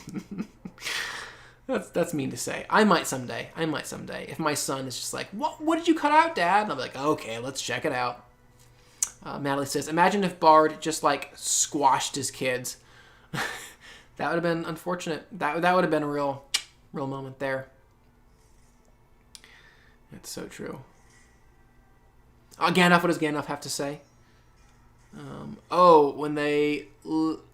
When you live for 2,000 years, things stop surprising you, really, not applying to hobbits. It's so true. So true. You've seen a lot of stuff, man. But I will say I've done quite a good job, and I am very proud of myself. I'm proud of you too, Gandalf. DJ Johnson says, I think the CGI orcs in The Hobbit were less frightening than the orcs in Lord of the Rings. Just their look. Yeah, I think overall they're not quite as disgusting. I think the ones in Lord of the Rings are a little more disgusting. And there's something more minimalistic and kind of archetypal about the orcs in Lord of the Rings, just because they couldn't move as much facially. So they kind of had to hide them in shadow and hide them in helmets, and that kind of mystique makes them that much creepier. I like this scene a lot. I'm a big fan of this scene. I've watched some video essayists criticize it, saying there was never a connection between Dwalin and Thorin earlier on, so why should we feel anything in this scene? This should be Balin. And I think Balin in this scene instead of Dwalin would have been a good idea. But I don't dislike the scene. I think it still works and is powerful. To go back to what I was talking about earlier, though, I would have loved had this scene been between Bilbo and Thorin. Like, he snuck back into the castle because he has to talk him down. I think that would have been great for Bilbo's character. When's the break? Let's take a break right before they rush out. We'll take a break right there before Thorin enters the fray. Thank you for reminding me, AI Vlogs. Moose says, I do love this beautiful soundtrack, and the filming of the battle turns against them from the moment that Thranduil fights until the shot goes back to Thorin. Yeah, it's beautiful stuff. It really is. Howard Shore for the win. Jarrow says, the shot with the elk and the 5 orcs being killed is so not Middle-earth. Feels like a game. Well, you'll be happy to know, Jarrow, that I actually cut that moment in the extended edition of the film. It did feel a bit much for me, too. So I trimmed it out. So yeah, after Thorin casts off his throne in this next scene, we'll take a 5-minute break. We'll answer some questions, make sure I'm caught up. The shot with the elk. Oh yes, I'm sorry, I just read that one. Again, I think Graham McTavish, who plays Dwalin, just beautiful in that scene. Again, like I was talking about earlier, you can tell that the dramatic conversations that these actors get in these films are few and far between, and they just own them. They sink their teeth into them with all the gusto in the world. What a cool looking location. Yeah, after this scene, we'll have a little break here. Radcliffe asks if we can get a timestamp. We're at 1 hour and 10 minutes, 1 hour and 10 minutes, and 54 seconds, 55 seconds, 56 seconds, 57 seconds. So 1 hour and 11 minutes. 1 hour and 11 minutes right there. I'm excited to share the extended cuts with you too, Jarrow. I'm excited to share them. Again, I just feel like if this moment had come right after a scene with Bilbo, where Bilbo just started to chip away at him, I think that would have been really awesome. But then Bilbo has to leave, he has to be rushed away, so before Thorin can apologize to him and have that moment of reconciliation, Bilbo's got to rush out of there, saving that final moment of reconciliation until the end of the film. I think that would have been great. Ori says, I like the Hobbit movies, but I wish Peter had more time to prepare for the movies. I agree. I think it would have been beneficial on all levels had he had a little more time to prepare. But unfortunately, it is a movie business, and the train had left the station, and he kind of just needed to start laying the tracks in front of that train, which is hard. Do I think that Warner regrets rushing the films? Not to be merciless to studios, but studios really only care about money. It is a business, like I was just saying. Individuals within studios, studio heads, for example, I think care about art too. But someone needs to care about the money so that we can continue to make these things. So I'm trying to be fair to studios. Love that moment. It's so big and over the top, but for me, not too large. All right, we're going to pause it here right after this scene. I'll answer your Warner question in just a second when we pause it. All right, paused. All right, we have paused at 1 hour, 12 minutes, and 34 seconds. So 1, 1, 2, 3, 4. We have paused at 1, 1, 2, 3, 4. 1 hour, 12 minutes, and 34 seconds. We have paused the film. Do I think that Warner regrets rushing the film? Okay, so I think they probably do a little bit, because films 2 and 3 did, compared to the rest of the 6 films, pretty poorly at the box office. I think they both made about 100 million to 150 million less than any other Hobbit or Lord of the Rings film. And again, for a business, that is kind of their primary focus. And I think they might have recognized that some of the rushing led to that lesser performance at the box office. Francisco asks, I think it would be funnier to watch The Goblin Pursuit instead of Azog and Bolg and all the unnecessary scenes. Fair enough, fair enough. To each his own. Ori says, they made a lot of money from the movies, so they probably don't regret anything. Again, Ori, they made less. They made less. So I think they maybe would have hoped for just a little bit more. We'll start the movie again in, let's do 3 minutes. We'll give people 3 minutes to use the restroom and all that jazz. We'll start again at 20 past.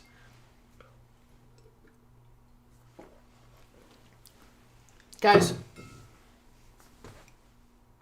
thanks again for being here. Sincerely. I know it's silly because I'm just talking to a camera, but I do feel like I'm watching this with people. And it's a lot of fun. It's fun to celebrate these films and celebrate my very, very, very small part in them. Whilst we're waiting, I'll flash up a few more images on the screen here. I went to Wellington, which is where the studio they shot all these films is based. Actually, right behind this hill, where they put up their kind of own version of Hollywood, is the studio.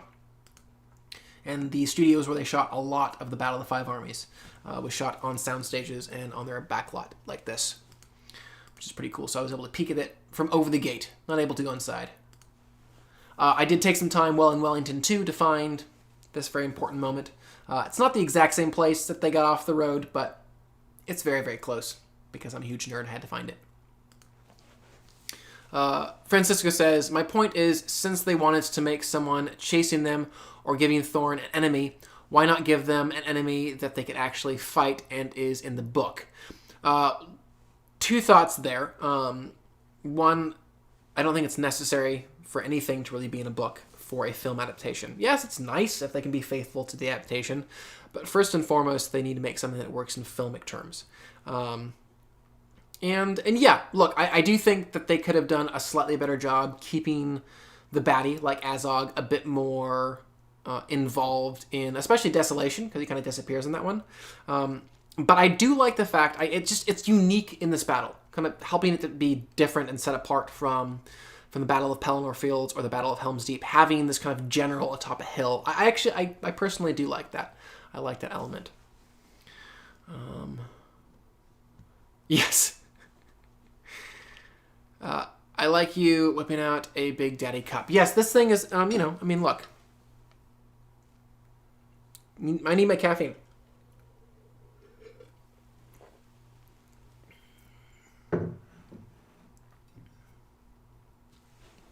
What else we got going on here? We will get going here in a couple seconds. Have you been to Hobbiton in New Zealand? I have indeed, Ori. I'll share with you those pictures when we get back to Hobbiton at the end of the film. AI Vlog says I'll answer these two questions and then we'll start the movie again. AI Vlogs says, I get really annoyed with the fact that Bilbo almost never wears the ring in the movie, when in the book he literally hasn't taken the ring off for the entirety of the Battle of the Five Armies. Yeah, it's hard when you have magic things like rings to kind of justify why one doesn't use it more often. Hughes says, it's been a treat to listen along. I have over the years grown fond of the films. Given any criticism I might have, it's why I'm so interested in watching your cuts, because my line of thinking in them is similar. Awesome. Well, I hope you enjoy them, my friend. White orcs, not goblins. They have a valid excuse for war. The dwarves killed their leader. Fair enough. Yeah. Get those goblins out there for cereal. All right, let's get this going. We're going to start the movie again on 0. Again, we are 1 hour, 12 minutes, and 34 seconds. 10, 9, 8, 7, 6, 5, 4 on 0, 3, 2, 1, 0. And we're off. Dane is fighting some stuff. Where is Thorin? Come on, Thorin, into this battle. Let's get going here. I think Dane in wide shots looks pretty cool. It's just the close-ups that are not so great. Yes, Moose, I love the perspective of him commanding the orc troops. Feels almost like a game of chess. It's true. I do like it too. Or he says, one of the things that bothered me most in these films is that when Smaug went chasing the dwarves to no avail. But other than that, I think this is... Yeah. Well, Ori, don't worry. I cut that sequence, so we're good. TJP asks, where does the golden floor come from? TJP, have you never seen the original cuts of these films? Have you only ever seen my cuts of the films? If that's the case, then I feel so honored. If you were to watch the original cuts of the films, which I wouldn't recommend that you do if you've not seen them, you will find out where that golden floor came from.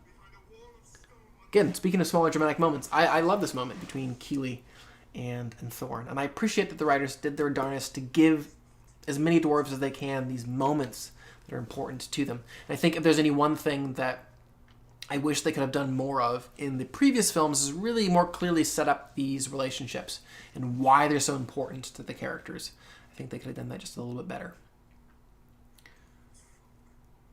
There is something that a little bit annoys me about the performances in the scene, but I'm not going to point it out to you because if you haven't noticed it, that's how it should be. Excuse me. I think Aidan Turner's a great actor. There are a few different actors kind of on my just wish list of actors to work with, and there's something fierce and intense and sincere about his performance that I would enjoy working with, I think. Thorin's shield disappears mid-shot. Does it? Oh, AI vlogs. Spoil it for me. Ori says not enough character development. It is on the lighter side, the character development, to be sure. I think it's a lot more pronounced in my cuts, but again. One of the things that I love about the CGI look of this scene, this is a positive of the CGI look, is the fact that it's not all a wash of the same lighting. I love the fact that we have these clouds rapidly moving in the sky above and changing the shadows on the ground. These wide shots are just beautiful because of that. So cool. So cool. Natalie says, I wish there was more feely, like a relationship between Thorin and both his nephews. I completely agree. And I was actually noting in An Unexpected Journey that a lot of the scenes where Keely gets some extra stuff to do, Feely is absent. And the reason being is they had to recast Feely kind of at the 11th hour. So they just had a stand-in for a lot of those scenes until they could find the actor that they had play him in the films. So I think he would have gotten a bit more, which would have been great. And I think would have been helpful for his death scene to be that much more impactful as well. I am Saruman, or Saruman as he should have been. Yes. Thank you for that, Dragon Force. I love this moment. Epic. Epic charge. So good. So good. Love it. Ori hasn't gotten around to watch my cut yet, but he's currently watching Lord of the Rings. Enjoy Lord of the Rings, Ori. Enjoy him. Good stuff. So I try not to just watch the film, but I really do enjoy this.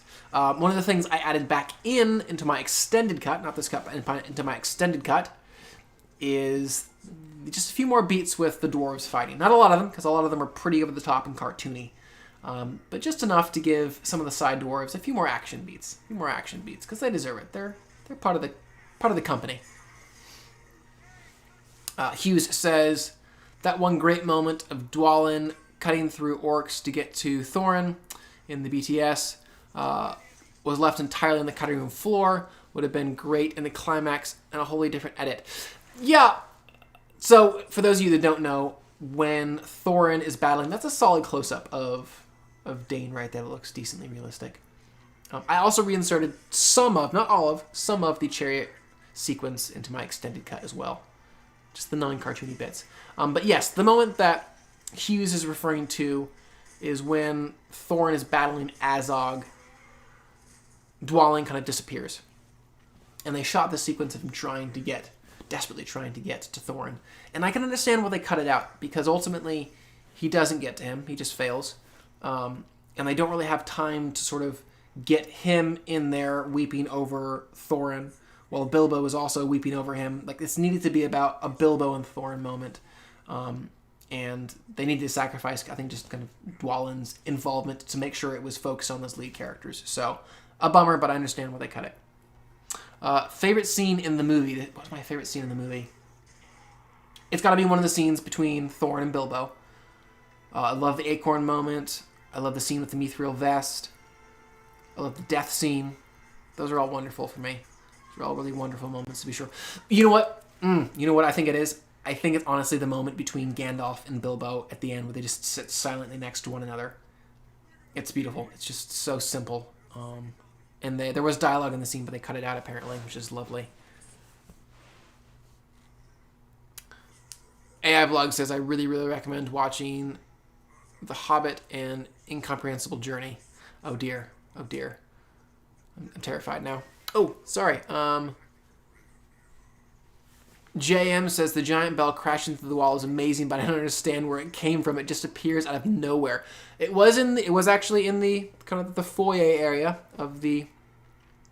It was kind of in the foyer area of the Erebor, so it was there. It's sad that they had to rehang it is all. It's fine.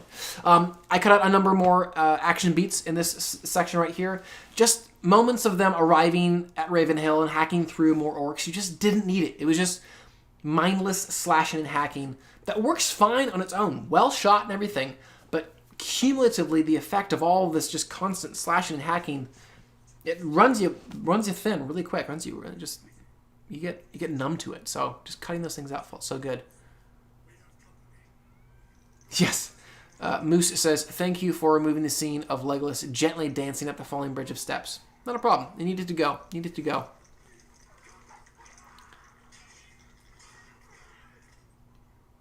Glad you like those scenes too, Ori. They're good stuff. I kind of like the cart chase, to be honest. Balin shoots 10 wargs. I'm too old for this. So I did reinsert, to spoil it for you, AI Vlogs, I did reinsert most of that chariot scene back into the extended cut, but I didn't leave that line in from Balin. A little too silly for me. Internet went haywire. I'm sorry. We are at 1 hour and 20 minutes. 1 hour and 20 minutes right there. Back online there, Flaming Films. So again, filmmakers, bless them, doing their job to keep Bilbo involved. The fact that Bilbo decides to go and warn Thorin. Again, just trying to keep our blessed little titular character involved here. And, ultimately, there's only so much you can do. But I did like this decision to make him volunteer to go to Ravenhill to warn Thorin. Here we go, AI Vlogs. Gonna put that ring on. Oh, not there yet. Spoilers. Off he goes. I love the fact, if anybody has seen the behind the scenes, you know that Martin Freeman loves to flip the camera of the bird. I love the fact that he got them, convinced them that the ring should go in his middle finger. Just cracks me up. I love that the good guys are white and the bad guys are black. Very simple, very subtle, but it's very cool. So this is another scene that I cut down on pretty significantly, both in my theatrical cut as well as in my extended cut. Just a lot of this very pointed dialogue about, you think what you feel for that dwarf is love? It's not love. It just, you can say all of that without saying that. He's so dismissive of her with all these lines that are left in here. You don't need him to just come out and kind of have these super cheesy lines. So it felt good to remove that. Although, coming up here in a moment, not inserted in this sequence, or rather this version, but in my extended cut, I did reinsert a moment that didn't even make it into Peter Jackson's extended cut, which is where we kind of spell out why exactly Thranduil wants those jewels so much. It's all about his wife, which is great.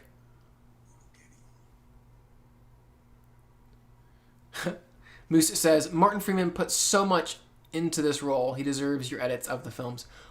Honestly, I wish I could send it. So right here, I reinserted the moment between Thranduil and Gandalf, where Gandalf basically says, your wife left you a son. who would your wife have you value more, your son or these jewels? And it just a beautiful little moment, and I was very happy to get it back in there in my extended cut. Any cuts that I would make in the theatrical versions of the Lord of the Rings movies, asks Ori. I think there's some stuff that I might trim back a little bit on in Return of the King for the endings. I am not a hater of the endings. I always tell people it's ending a 9-hour film. It's not that long to spend 30 minutes for a 9-hour film to end the thing. But I think it could have been pared back just a skosh. Just a skosh.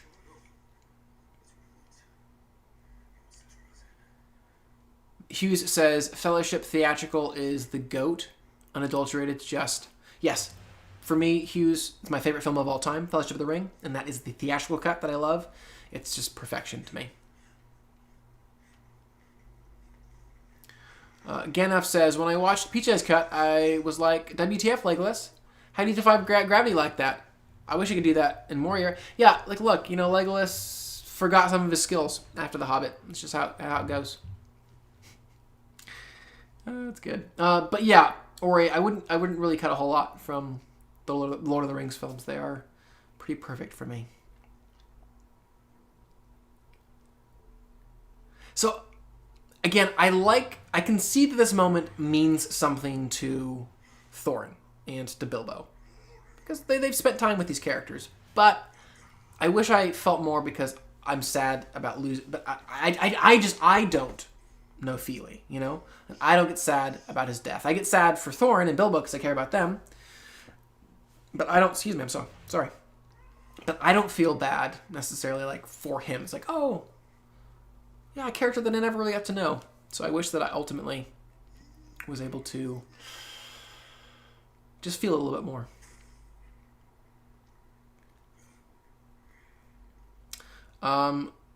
TJP says, I would cut Arwen dying in Return of the King. I never got that. Well, she technically didn't die. She was dying, but she didn't die. I guess that's what you're saying. Yeah, I think that was just the writer's attempt to up the intensity, up the stakes. But yeah, it never was fully explained in the way that it probably should have been. A little underbaked. How much does Legolas weigh? We don't, Legolas never shares his weight. It's just very un-elf-like.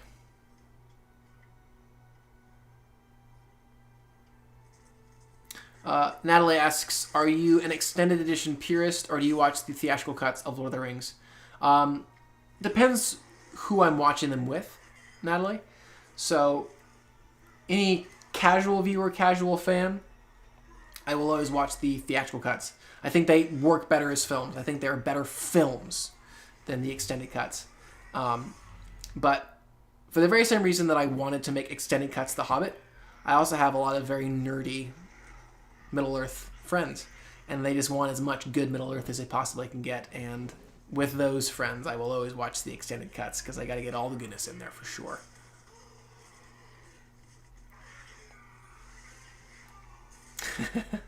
Legolas, Moose says, Legolas weighs about 1 green leaf. That was good. Well done, Moose. So yeah, even here, even though this is the big showdown between our big bad and our main hero, I decided to trim just a little bit of it. Speaking of CGI successes, we should focus on the CGI successes too. I really do like the fact that we get this cool billowing, swirling cloud, which is all done in the computer. It's so unique and cool looking. Yet another sequence where I cut a lot out. I just needed to cut down on the slashing and hacking. Bye, Bilbo. Have a good nap. So just, a few extra hacks and slashes right here that I just trimmed out. Very proud that I did. Just little nips and tucks.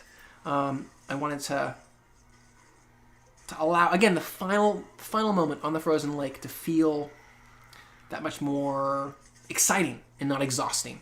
I liked, too, that I was able to trim out Legolas flying up on the giant bat, just because I like this little reveal right here, the little hero moment for him where he is able to get up on the tower and kind of be the sniper for Thorin. I like that reveal a lot. Con asks, I was asking myself, why am I still awake? But this is why. Hello, Chris. Awesome! Con, welcome, Con. Welcome. Wolf says, I remember playing the original Lord of the Rings video game for PS2 that had a similar action sequence. For some reason, while watching this film, all I can think about are the over-the-top physics, right? And hopefully, I've cut down on a lot of those over-the-top physics, allowing you to, again, get a little more emotionally invested in the action. Oof. Ooh, that hit always hurts me. As does the moment coming up here where Tariel's chucked against the wall. Real throw, real stunt actress, hitting the wall hard. Woo! Right? Ouch. Oof. Ow, that hurts. It's good stuff. Those rocks Bilbo are tossing around were far too overpowerful, to be honest. Says Christian, or Christina, rather. Yeah, yes, those are pretty intense rocks. Definitely mirroring the moment from Fellowship, which I appreciate. But his ability to like fully take out orcs with one hit was a little much, yeah. And again, I don't fully love the Tariel and Keeley relationship. But for me, this is why it was worth keeping it in, because, again, you feel something just a little bit more towards Keeley when he dies than Tariel, because you've gotten to know him in the context of a relationship. And that's nice. That's nice. Gamer Wolf says, the Frozen Lake area really does feel like the final boss fight. It's really interesting to see how films and video games can influence each other. Yeah, Peter Jackson's a big gamer lover. I'd be curious to know how much he was influenced just by any games out there. Yes, it's true. Hughes, hobbits are excellent at throwing rocks. They got some skills. Thank you for cutting it out. You know of what I speak. You're welcome, AI Vlogs. You're welcome. I really do love this moment with Tariel. Just this is a very BA moment of her grabbing onto Bolg and just yanking him over the edge. It's really great CGI. Like, that's all a CGI character and it looks completely photoreal for me. Like that too. It's all CGI. It's awesome. Looks great. Looks great. This is another moment that I wish I could have cut out. Just the design of this creature is a little, I don't know, off-putting to me. In not a good way. So I wish I was able to cut that person out. But, you know, only so much you can do. I gotta get Legolas over there, and this is how he gets over there. He's gotta ride the creature over, I suppose. They sigh. It is what it is. Apologize. There we go. Colin says, hypothetically, do you think Tariel dying would work better in the story? And could it be edited as such? I don't think so. Yes, you could play it where she falls over the cliff and that's the last time that we see her. But you feel you would need to see her body on the ground, a la, you know, that shot from Infinity War where Gamora is dead on the ground. You know, like something like that. You would need to see that shot to really conclude her arc, to conclude her character. So because we don't see that, I don't feel like it would be possible to really do in this edit. Moose says, your edits assign so much more in this film. You tuned it from just a fun, decent film into something that shared the greatness of Lord of the Rings. Aw, Moose, that means a lot. Thank you so much. So, in my cut, this is how Bolg dies. Bye, Bolg, he's dead. Gone forever. So a little bummed that I couldn't, in some way, figure out a little more of an epic ending for him. But I gave him a bit more of an ending in my extended cut. Just a little bit. But ultimately, in the theatrical cut, I really wanted to keep this final showdown all about Thorin and Azog. We don't need Bolg and Legolas duking it out down there below. It just wasn't needed. Wasn't needed. Colin says, hypothetically, do you think Tariel dying would work better in the story? Oh, we already asked that question.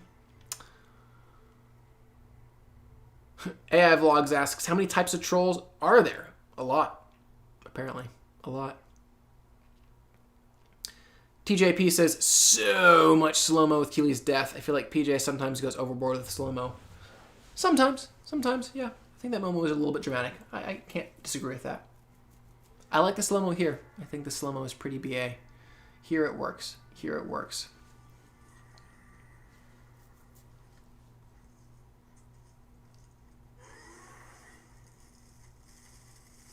I'm looking forward to you watching them as well, Hughes. Yeah, Gandalf, that Orcust throw was epic for Legolas. Good throw. And I just love that I'm able to actually, in this sequence, we're cutting back and forth between Legolas and Thorin originally, and I was just able to keep it streamlined, to keep it focused on, had to flip some of the shots there to make things, the eye line work. But I just think it works so much better, keeping it on our main character. This is who this film is about. Moose asks if I will do a video essay on the Two Towers and the Return of the King. I should, honestly. If only for just logical reasons. It's like one of the most popular videos on my channel is the Fellowship of the Ring video. So I would love to. I'd love to just, do video essays like on the specific elements of those films that maybe I like even more than Fellowship, like the Battle of Helm's Deep or the final, climb up Mount Doom. Things like that would be cool. I'd really enjoy that. I'm very much excited that you're excited about them, Matthew Hughes. Oh, yay, Flaming Films. You actually really do like the addition of Angelina Lilly as Turiel. Me too. Me too. Glad we're in agreement on that. Not a perfect character, but not to just make it all about my edits, but I think in my edits I do find something that feels just right for me. In the extended cut of my films, I give good old Beorn here just a few more, like 2 more action beats. Like there's not much more that they gave us in the extended cut, but just a little bit more of him wrecking shop.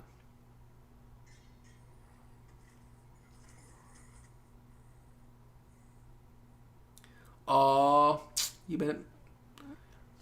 he clearly, Azog has clearly not worked with Ra's al Ghul from Batman Begins. He did not mind his surroundings. Such a shame. Chose the wrong master. Chose the wrong master.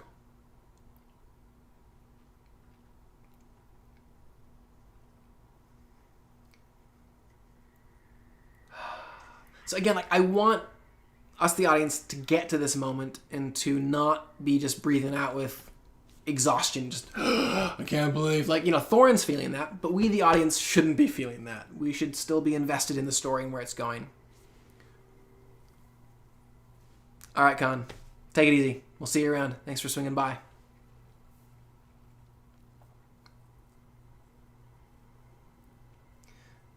Though this moment is predictable in the sense of his eyes close and then open again, it works for me. It works for me. I think there's something very eerie about that shot of him just floating there under the water.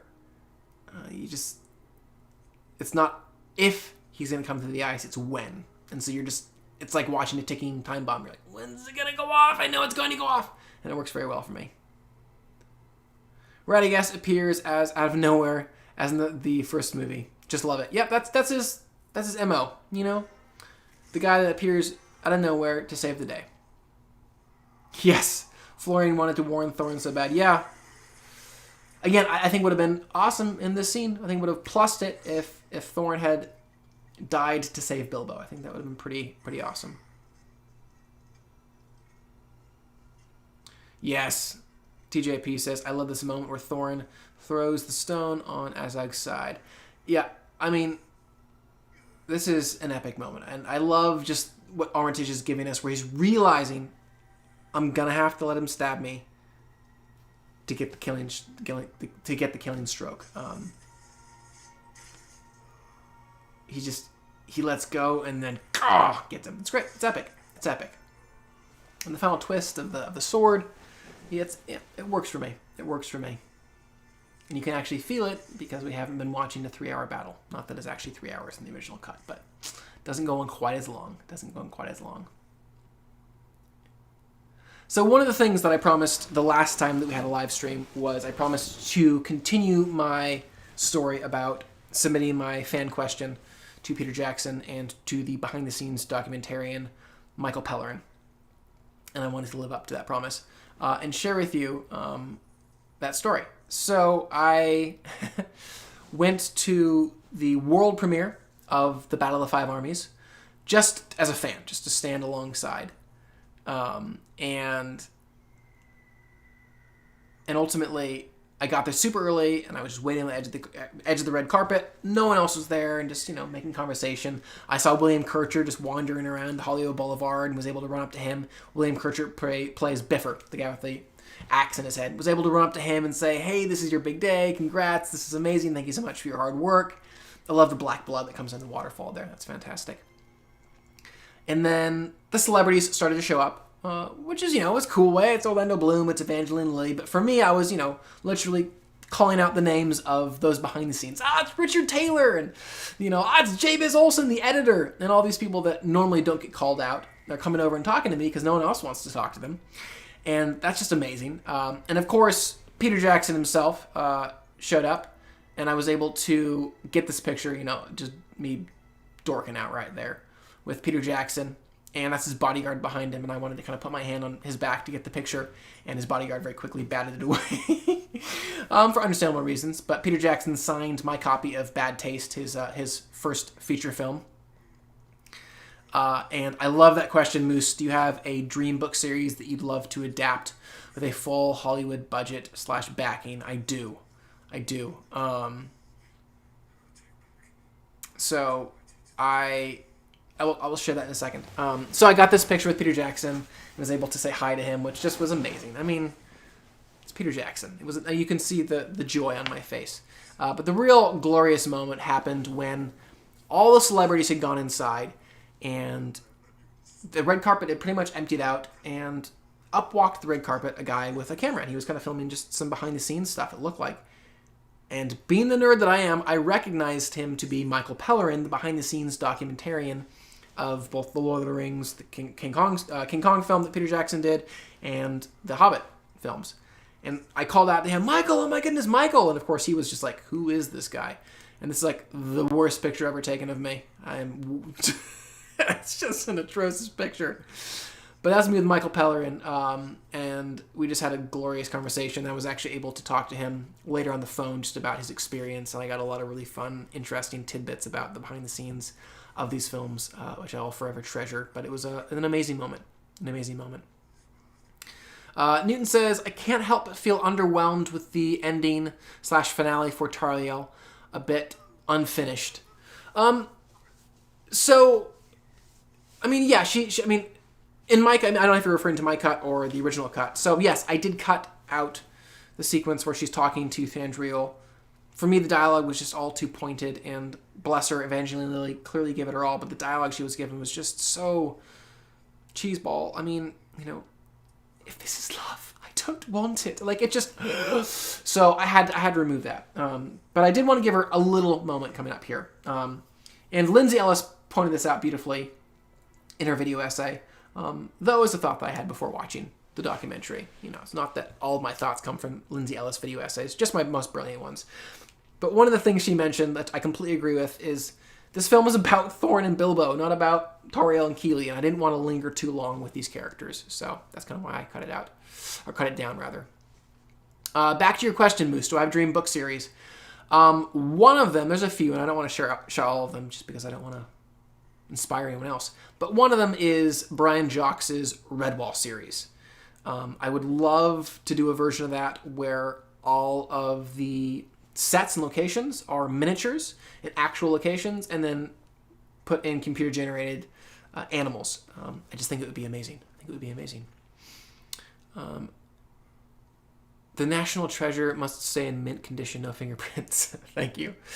Oh boy, Bad Taste and Dead Alive or Brain Dead are just so cheeky. Yes, they are, Hughes. Yes, they are. Yeah, I think this is my favorite scene in the film. It's beautiful. And it's actually Ian McKellen's last scene that he ever shot on the Hobbit films. You can tell that it means a lot to him.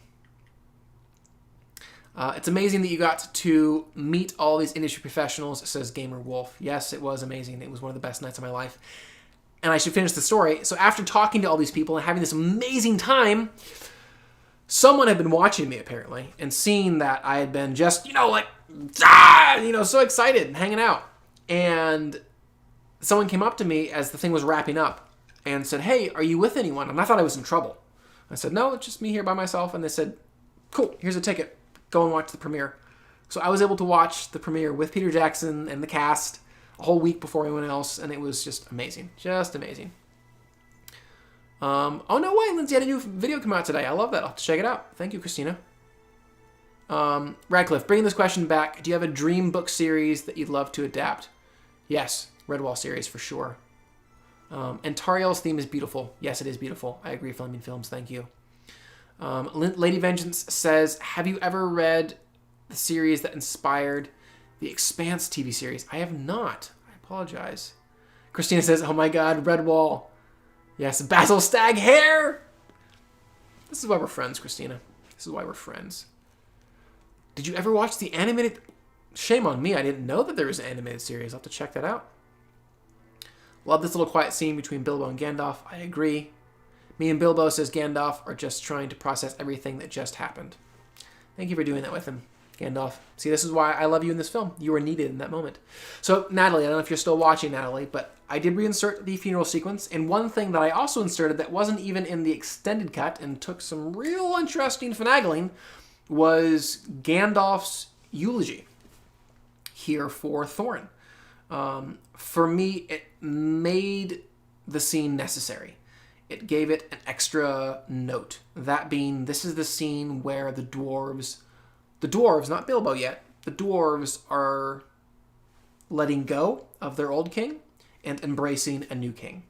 So not only are they saying goodbye, they're saying hello in a way. And we see that Bilbo doesn't have that. And that's kind of the last note that we're left on at the end of the Hobbit series. Which is Bilbo is alone. He only got to say goodbye. He didn't get to say hello, so to speak, to someone else until many years later when Gandalf returned and knocked on his door. And that's kind of a very, hard to swallow moment. And it makes it all the more poignant. So it's great. Flaming Films, I thought you were going to say someone actually came up to me and was like, hey kid, can you bring down just a notch? That's what I thought they were going to say to me too. PBS, thank you, Christina. Brian actually played a huge part and had interviews in between each episode. That's so cool.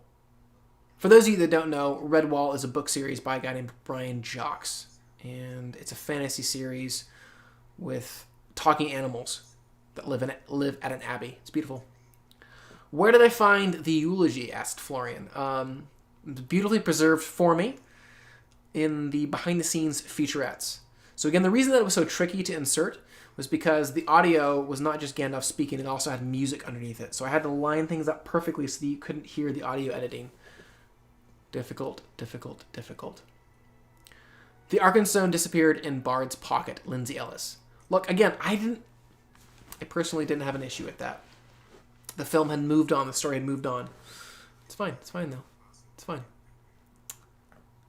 Can you imagine if Gandalf in chat was actually Sir Ian? You know what? That would be amazing.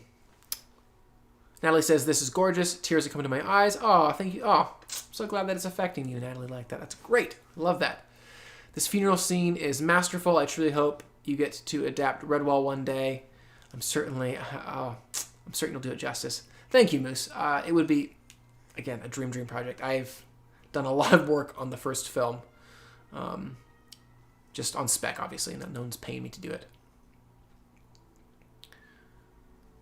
Flaming Films says, so glad they didn't and recognized your fandom instead. After all, we are the ones who are going to the movie opening weekend and maybe we'll watch it many times. Yeah, it's true. It meant the world to me that they came up to me and actually asked if I wanted to watch the premiere with the cast and crew. Because they were giving out tickets to a second screening later that night at a different theater.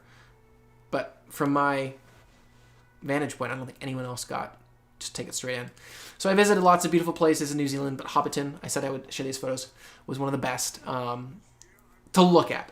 Again, like I mentioned, while watching An Unexpected Journey with you guys, it was the most Disneyland of all the places. A little kind of, there was the tour and people that were kind of guiding you through it, and I wish I had a little more time to kind of just spend there and I don't know, just enjoy it at my own pace. But nonetheless, it was beautiful to visit.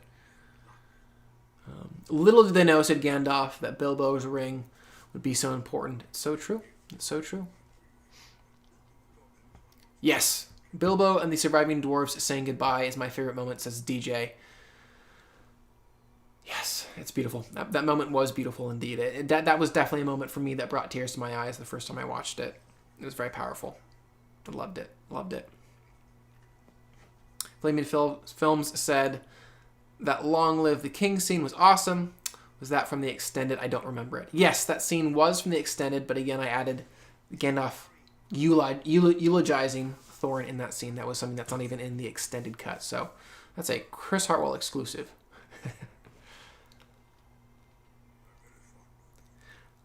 It's so funny. The dialogue in this scene, when I watched it, I knew that it was directly from Tolkien.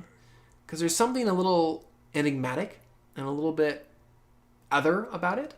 And not other in some sort of derogatory way. Just it felt very ethereal and very unique. Like it was written by Professor Tolkien himself. And indeed it was. Which I love. Yes. AI Vlogs says, everything in the Shire is automatically a 1 million out of 10 scene. It's so true. It's so true. Or is that 100,000? 100,000 out of 10. My bad. Yes, it was very, very cool getting to visit this location and walking up the literal path that Bilbo's walking up right here. Why do I think they didn't use the eulogy in the film? Asks Lady Vengeance. I'm not entirely certain. I'm not entirely certain because I really do feel like it fits in seamlessly and only adds to the scene for me. It's very poetic. It's not necessarily something that it feels maybe less clear than maybe the filmmakers wanted that moment to be.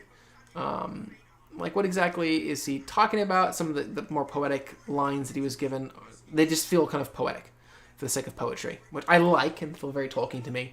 But I could see them being concerned that it would confuse audience members. Potentially. This is me just hypothesizing. Moose says, as the film and the trilogy come to an end, I just wanted to say thank you for hosting these watch parties. You are most welcome. It's been wonderful to have during quarantine. It's been wonderful for me too, Moose. Thank you for being a part of it. Seriously.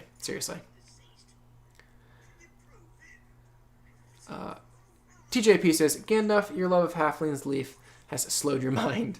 It's true. Slowed you down. The Shire does look like a wonderful place to retire. I would love to retire at a place like the Shire. 100%. I love this callback just to the scene, 2 scenes ago where Bilbo couldn't answer Balin. He's saying, Thorin, he was my, and he couldn't say it, and here we get the answer. He was his friend. And again, some of you have asked me, if there's anything I could add. I would just have pronounced their relationship a bit more, especially in Desolation of Smaug, allowing that moment and that line to carry that much more weight at that moment. Whitmore says, Chris, thank you for these. I've enjoyed watching the films with you. Your cuts are better in every way. Thank you, Mr. Whitmore. Hope you're not Whitmore from Lost. I have enjoyed it too. Newton says, hey Chris, I hope you have, hope at some point to get to put your cut on the hard drive once I get them from you, or at least put them on DVDs. Also, I adore the last 5 minutes of the film. Continue into Fellowship of the Ring perfectly. It's fun. I'll talk about that moment in just a moment. But yes, you should definitely download the films. Have them forever. JM says, which architecture of Middle-earth do you love the most? Dwarven, Elven, Númenórean, Rohirrim, Laketown, or Hobbiton? It depends on what kind of part of me you're asking. If I was to live in any one of those places, Hobbiton, 100%. Just looking at the architecture and the design, I love some of the Dwarven stuff with Erebor, like in the prologue of An Unexpected Journey, just fantastic. But man, the look of Lorien and Rivendell, from Fellowship especially, is just astounding. Hard to choose. Yeah, I think probably between Elven and Dwarven.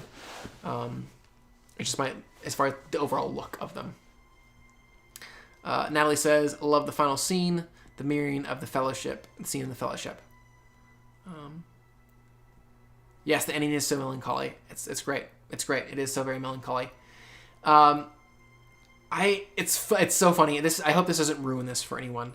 But for eagle-eared, you will note that they actually cut one of the lines. They're all set off screen, but they cut one of the lines here, which is one of Gandalf's lines, which is, "You haven't aged a day," because he so clearly has. When you see Martin Freeman's Bilbo and Ian Holmes' Bilbo, who is now 10 years older than he was when he shot Fellowship of the Ring, he has clearly aged more than a day. So it's just funny. They just cut that line out of the background there because he's obviously aged a day. Yeah, it's hilarious to me. It's hilarious to me. Guys, thank you once again so much for this. This has been good for my heart. I feel like I've kind of done a poor job of being interesting in this last video here. But nonetheless, I really hope that you guys have enjoyed it. I certainly have. I love these end credits. I love how they mirror the end credits of Return of the King. I love that the artwork also mirrors it. It gives it a lovely bookended feel. I just want to reiterate once again, I really do love these films. Even the theatrical versions, which is why I took the time to do the work on them. I think Peter Jackson and all the cast and crew, R.I.P. Andrew Lisney, bless him, Dan Henna, the production designer, they did a phenomenal job with the time that they were given, and my hat's off to them. And it was because they laid such a great foundation that it was worth taking the time to continue to mine and find the best films I could within them. Behold, the best Middle-earth credit songs. I listen to it almost every day. AI Vlogs, I love this end credit song. It feels so worthy of the franchise. Billy Boyd's voice is beautiful.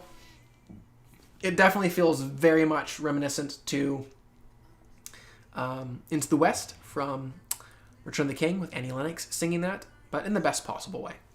In the best possible way. Moose says, Lord of the Rings watch party? Popcorn's on me? Hey, if the popcorn is on you, we should do it. Yes, I would love to. I don't think it'll happen in the next week or so. I've got a lot of other work I've got to get to, but we should absolutely have a watch party. Absolutely. Hughes says, thank you for all the work you've clearly taken passion for. Can't wait to watch them. Going to start with your unexpected journey tonight. Yes!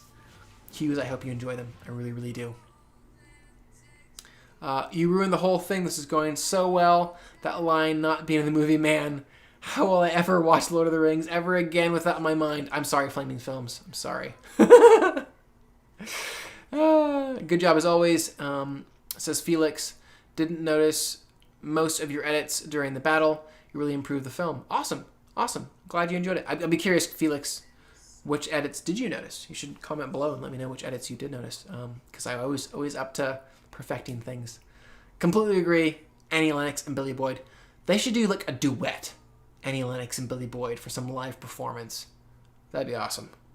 That'd be awesome. Or some sort. I'm sure someone on the internet has done a mashup between these two songs, Into the West and The Last Goodbye. Someone should do that. Yes, it's worth getting teary-eyed over for. It's so true. I'm so glad our Vladil's 80 that this was great. I really enjoyed it as well. Wolf says it's late, but I definitely enjoyed watching the films with you. Have a good night. You as well, Wolf. You as well.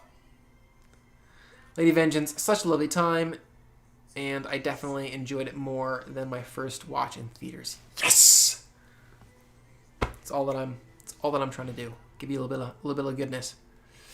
Natalie says, thank you so much for these cuts. It's been a journey, an unexpected one at that. And I've loved every second of it. Natalie, that means a lot coming from you. Because I trust your opinion in film and in Lord of the Rings and Middle-earth mythology. So thank you for saying that. That means a lot. This is great. So, I'm trying to think of other things I could say. If you guys have any specific questions, ask them to me so that I continue to talk as the credits roll. Or maybe I'll just cut it off early. Look, if you can go to New Zealand at some point in your existence and do what I did back in 2013, I would highly recommend it. It's an amazing country. Beautiful sights. Definitely go in the winter months, the winter months of the United States, that is. So December, January, February, because that's their summer, and it's just gorgeous down there. Son of Morgoth. Good gracious, I didn't realize that you were here, Son of Morgoth. Thank you, Chris. My favorite of your cuts is definitely An Unexpected Journey. Love the pacing of that cut and all of them, but mostly Journey. I was so surprised by how fast everything was going. Oh, awesome. Glad that you enjoyed it. Glad that you enjoyed it. Yes, I have vlogs. So sad it ended as well. Thank you, Chris. Thank you. Looking forward to Middle-earth content. Yes, me as well. Me as well. Also, it's time I deleted PJ's cut. Sorry, PJ. We did it! Yes, we did Flaming Films. This was so great, Chris. Thank you for putting it on. Really special, man. I'm glad that you enjoyed it. I'm glad that you enjoyed it. Felix, I noticed the missing Tauriel and Legolas scene in the end. Because of them, it really ended on a sad note, which is fitting. I like that as well. I do. There should just be some tragedy at the end. It doesn't have to have all the sweetness of wrapping things up and giving people solace and peace. Jero says, thank you very much for this whole experience. Can't wait for the extended cuts and for the LOTR extended party. Me too. Me too. Once again, I will be releasing the extended cuts here in probably a month and a half. Do me a favor. I will release a whole video for this, but do me a favor.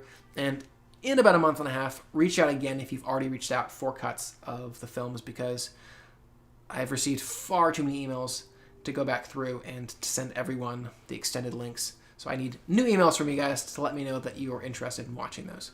But again, I'll send out a reminder video later. Will the Lord of the Rings watch party be of the extended cuts? I don't own the theatrical. Well, Patrick, fair enough. I think we should do the extended cuts. We're all nerds here. We're all nerds here. Newton says, thank you, Chris, for these edit videos and your What the Hobbit Did Right. I'm glad that you watched it on the Schmoes. That's great. Your efforts are incredible, and I'll always remember them deeply. Also, your Why Fellowship of the Ring is best. Thank you, Newton. Thank you so much. Felix asks, do you think it would be possible to make Bilbo the reason for Thorin joining the battle by making Thorin hear Bilbo's voice during his change scene?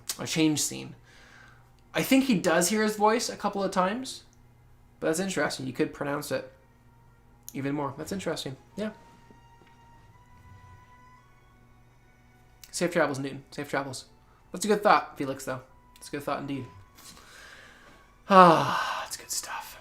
All right, guys. I'm going to probably sign off here because I feel like as if I'm starting to bore you and bore myself. But thank you so much for this wonderful time. It's just good to watch films with other people, and especially films that are as near and dear to my heart as this one. I am curious, and if you could do me a favor, this would be hugely helpful. Give the video a thumbs up. Leave a quick comment down below. Don't take too much time. Don't labor yourselves too much, but that would be really helpful just for the video itself. But I'd be very curious if you would comment below and let me know if there are any other films that you think an edit like this could be done for. I would argue that there are very few, but I'd be curious to hear what you think. I am very, very interested in potentially doing a cut of Peter Jackson's King Kong. I was already curious and already interested in doing it, but I watched an interview with him recently where he himself talked about a few years later watching it on television and going, oof, I would have loved to have cut 30 minutes out of this film. And I was like, well, there's confirmation. The man himself wants to cut 30 minutes out. Let me do it, PJ. So I feel like I would want to do that. Son of Morgoth, would you make a cut of the prequels? I do. I'm a pretty big prequels apologist. I am. But I remember Cameron Duncan? Yes, I do. Thank you for that, Jack Newton. Rest in peace, Cameron Duncan. I'm a prequels apologist, but there are elements that I certainly would enjoy cutting out of those films. So I don't know. The amount that I would cut out would be significantly less than the amount that I cut out of the Hobbit films. Or maybe like closer to the amount that I cut out of An Unexpected Journey. So it wouldn't be significant, but it might be worth it. It might be worth it. Lady Vengeance, I like that you would like PJ's King Kong to be cut down. I think that would be enjoyable. Watching in Belgium. JM, that's amazing. You are welcome. Thank you for sticking around. Yes! A prequel is cut with Clone Wars footage. For those of you that aren't Star Wars fans, recently Clone Wars had their final season, which was long delayed, And the final few episodes of that actually take place at the same time as some of the events that occur in Star Wars Episode 3, Revenge of the Sith. And someone's already done this, so you can actually find this on YouTube. But someone's actually intercut those two different sequences, and it's a pretty glorious thing. Moose says, I was just saying I think Revenge of the Sith could benefit the most from a Chris Hartwell cut. I think it has the most in it and could be made to tell a wonderful tragedy in the right hands. Be curious what I could do with that one. I like to be positive. I'm a positive person. But let me just say simply, and I will leave it at this, I was let down by Star Wars Episode 9, The Rise of Skywalker. And I feel very dubious that I could actually make something out of that film that I would enjoy. But I'm tempted to try. So I might try that one as well. Looking forward to the Battle Extended Cut. I find myself fast forwarding through some of the DVD extra versions. Yes, no, I'm very excited to share that as well. Oh, I didn't share with you guys. There are 22 left you around. Well, for the 22 that are left, I wanted to share with you how I'm going to open the Battle of the Five Armies Extended Cut. So what I've done in my extended cut of the Desolation of Smaug, I'm really excited to share this. So what I've done with my extended cut of the Desolation of Smaug is I've brought back in Gandalf's journey to Dol Guldur, as well as the High Fells prior to that. But where I conclude Gandalf's mission to... Yes, The Rise of Skywalker is just poorly written. Fantastic Beasts, good thought. But where I conclude Gandalf's mission to Dol Guldur in the Desolation of Smaug is right when he begins his confrontation with Azog. So Azog shows up, and he's got his big mace, and he's wielding it at Gandalf, and Gandalf is holding him back with his staff, and he's asking, "Where's your master? Where's your master?" And Azog is saying, he is everywhere. We are legion. Gandalf looks down, and there's all these orcs and wargs down there, and then Azog. This is all in the Desolation of Smaug. Azog goes to clobber Gandalf, and he jabs up his staff, and big flash of light. And that's where I conclude Gandalf's presence in the Desolation of Smaug Extended Edition. And so what I then did is I pulled a Two Towers, where in Two Towers we flash back to the battle between Gandalf and the Balrog. And so what I did is, at the beginning of the Battle of the Five Armies, it opens with some creepy music, and then it goes black, and then we hear a reprise of a line that we'd heard previously in the Desolation of Smaug, which is Thrain saying to Gandalf, "They're in league, the One and the Dragon." And then we cut back to a wide shot of Dol Guldur pushing in towards Dol Guldur, and these shots of empty shots of the different corridors and caverns in Dol Guldur, and we hear echoes of Gandalf's voice and Azog's voice from a scene that we'd seen in the previous film. And then we cut back to that confrontation moment. And again, Gandalf raises his staff and kind of blinds Azog for a moment.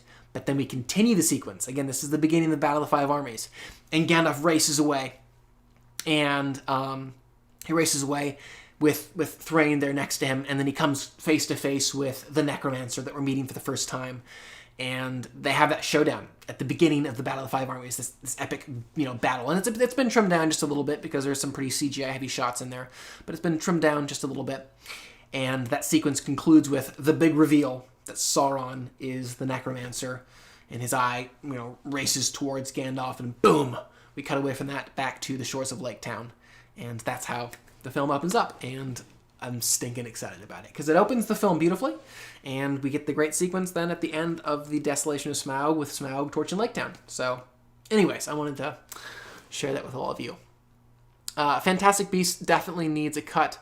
The Wizarding World needs a new voice. David Yates has kidnapped the franchise. He has. He has indeed. Anyways, it's been fantastic being with you guys. Thank you for nerding out with me and letting me just share my passion just a little bit with you. And thank you for all the suggestions. And if you have any more, definitely comment them down in the comment section below. It not only helps the video, but also I don't want to forget these great suggestions. Once again, thank you for watching. Thank you for being a part of this with me. You are all wonderful people, and I'm going to sign off now. So, until we meet again, my friends, until we meet again, cheers. I bid you all a fond